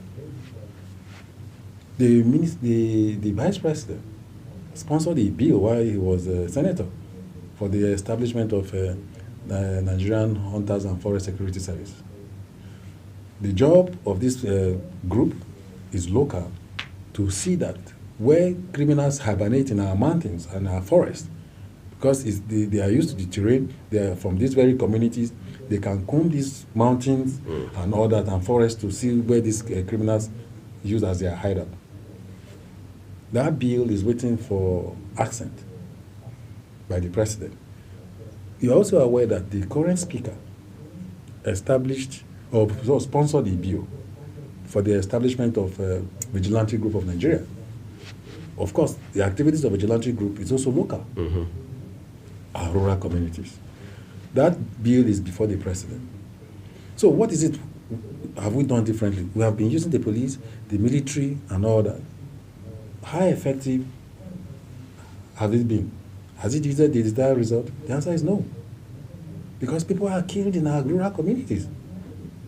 Let me take you back off the shores of Nigeria. In the US, there was FBI, CIA, and the other National Guards and the other security agencies that they had, or they have. When what's this man's name now? Osama bin Laden, when he struck, George Bush the Jr. said, no, this thing cannot happen again. What do? The assembly of the US, they had to sit and say, okay, they had to come up with what you call the Homeland... Department of Homeland Security, DHS. That's the reason. Just to see that agency takes care of anything that has to do with terrorism in the US. I think after that attack by Osama bin Laden, there's been some kind of peace. Relative calm. Yes, when it has to do with terror. Right. So the US decided to do something differently. They didn't say, okay, we'll have the FBI and all that, we don't need anything like that. So now when we begin to talk that we should have a structure that should take charge of our local security, and we begin to raise these issues, Nigerians out there begin to say, no, this. We have done extensive research. And I think we should think outside the box at this point. Since the National Hunter Security, Forest Security Service is there, Vigilante is there, the whole idea is for local security presence. The government now can say, okay, let us put a team together and see how to harmonize these two organizations that the government is, what do you call it now, the president, vice president, and the speaker asked that they should be institutionalized, and see how to come up with a body that's okay. Anything that has to do with local security, local. I'm not talking about city. Local security. Let us see that we have something like that on ground. Let us try something. The next thing Nigerians will say, vigilante, there are bad eggs in it. Even in the military, there are bad eggs. Right. In the police, there are also bad eggs. So when they behave unprofessional, why wouldn't I say, okay, let us disband the military or the police because the bad eggs now carried out some acts of misconduct? Let us try something. We must have local presence of security. If there was some presence of security in this very community, that this thing happened in Sokoto, at least we would have seen some resistance. Yes. And in the event, either one or two is there killed or arrested. Then we'll know where these people are coming from. And these people come, carry out these attacks, kill people, kidnap, go away. There's no single arrest. And you want to say that you are fighting insecurity? What's your take on state police? State police, yes, if it's a way to go, it's a welcome development, but there are some issues that Nigerians are raising. State police, you know how intoxicated our state governors are with power. We are saying that governors can use it to witch hunt political opponents. Even with the use of federal police, you see what they are trying to do with federal police to witch hunt or go after political opponents or people that criticize their government. So just imagine a state police under a governor that is intoxicated with power. What will happen in that state? He who dictates, who pays the piper, dictates its tune, right? The commissioners of police and the other state police officers that will be working under the state governor, he will tell them what to do. So my own view about it is that Nigeria, under this current dispensation that we are seeing what governors are doing with power, they will take it, they will abuse it. For me, let every issues that has to do with security agencies, let it still be under the supervision of the federal government. For now? Yes. Interesting. I want to talk about some of the collaborations we thought we were going to find some partnership before now, particularly under former President Goodluck Jonathan, that the U.S. was coming to collaborate with Nigeria. At the point, we even heard things like they were going to introduce drones to some part of the north. They were going to bring a base. Of course, lately we also heard that the French authorities were talking to the Nigerian government about establishing a base, which most Nigerians resisted because of examples across the West African sub-region and all of that. What kind of international partnership, one that is very strategic, should Nigeria be seeking at this time? Now, there's a lot technology does now. Right. But I think we're not taking advantage of that. I was shocked that this point in time, 21st century, I just heard the IGP talking about the use of drones. I think this issue of drone should be something that we have been used to like 10, 15 years ago. So we're coming late now? Very late. Seriously, very late. But Chinese proverb that says the best time to plant a tree is 20 years ago, another best time is now. So let us use the opportunity that we have now. There's a lot that technology does. You can sit here and monitor what is happening somewhere else with the use of technology. We saw where the military, the army specifically, now misinterpreted when they were using drones to kill over 80 persons in Kaduna when they were carrying out their religious festivity. We have seen in this country where bandits, the last Salah, after fasting in Zamfara, bandits in the prayer ground, arms, ammunition everywhere, observing their prayers.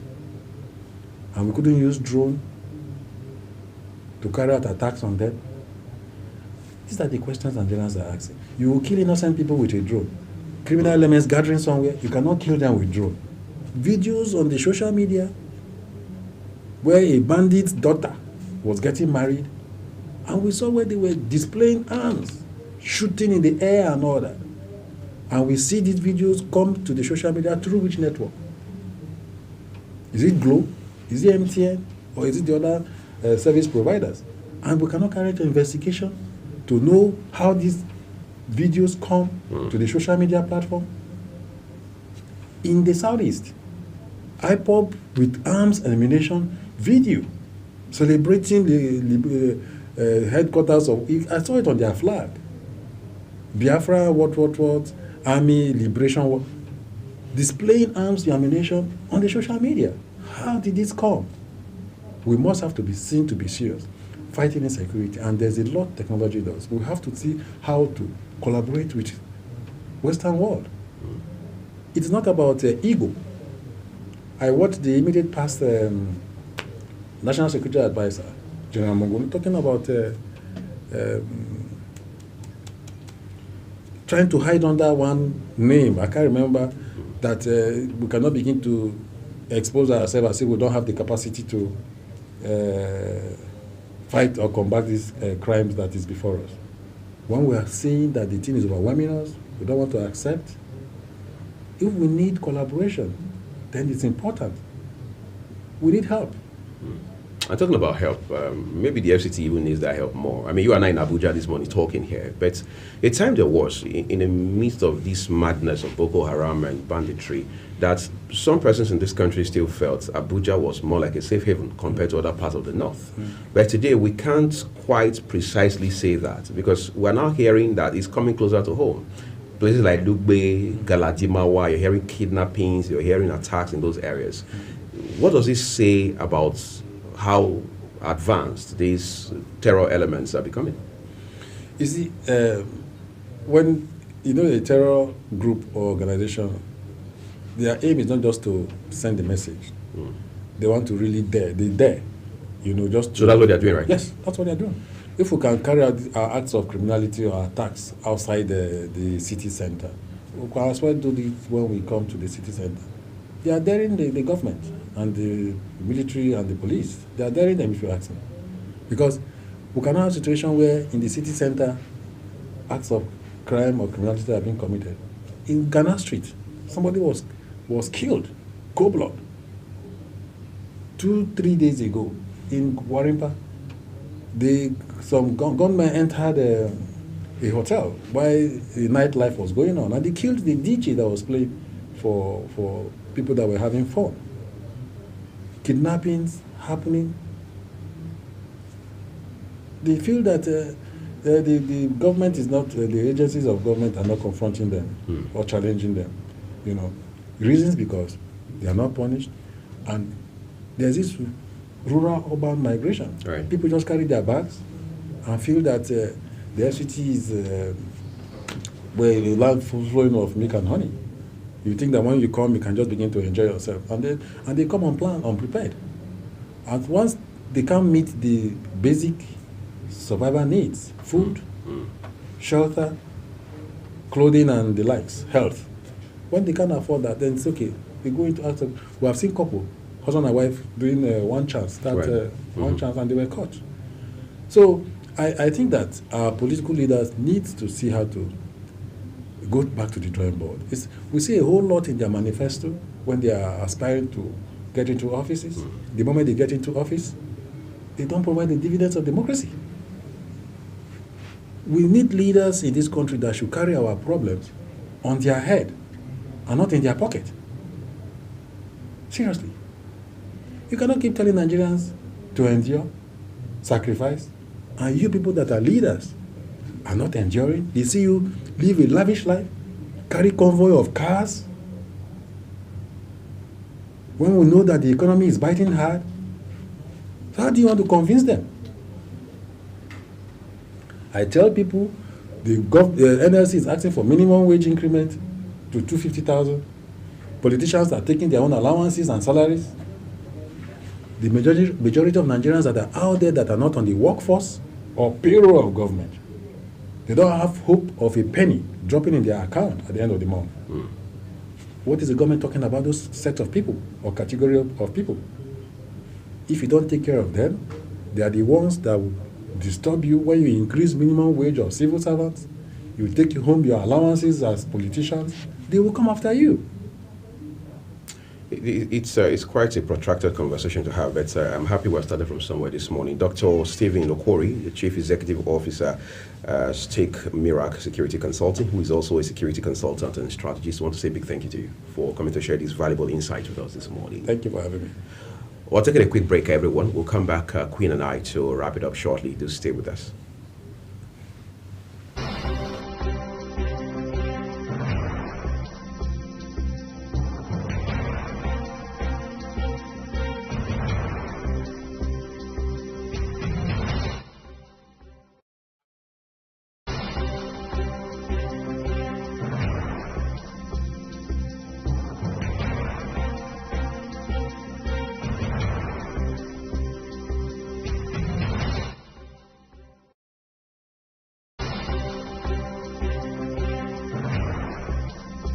is the desk on Global Television. Nigeria. Come join Anthony Mamadou on television's most compelling and facts-finding talk live show. We are definitely. Can we not say that because that this country gets it right? Who are these bandits? It's the Dex on Global Television, where we analyze and dissect storming issues and commentaries in the world's biggest black nation, Nigeria. Who is being held accountable for this money? The eyes have it. We stay and decide policies and reforms on the Dex. Tune in Mondays to Fridays, 5 p.m. to 6 p.m. on Global Television. Let's stay on the Dex.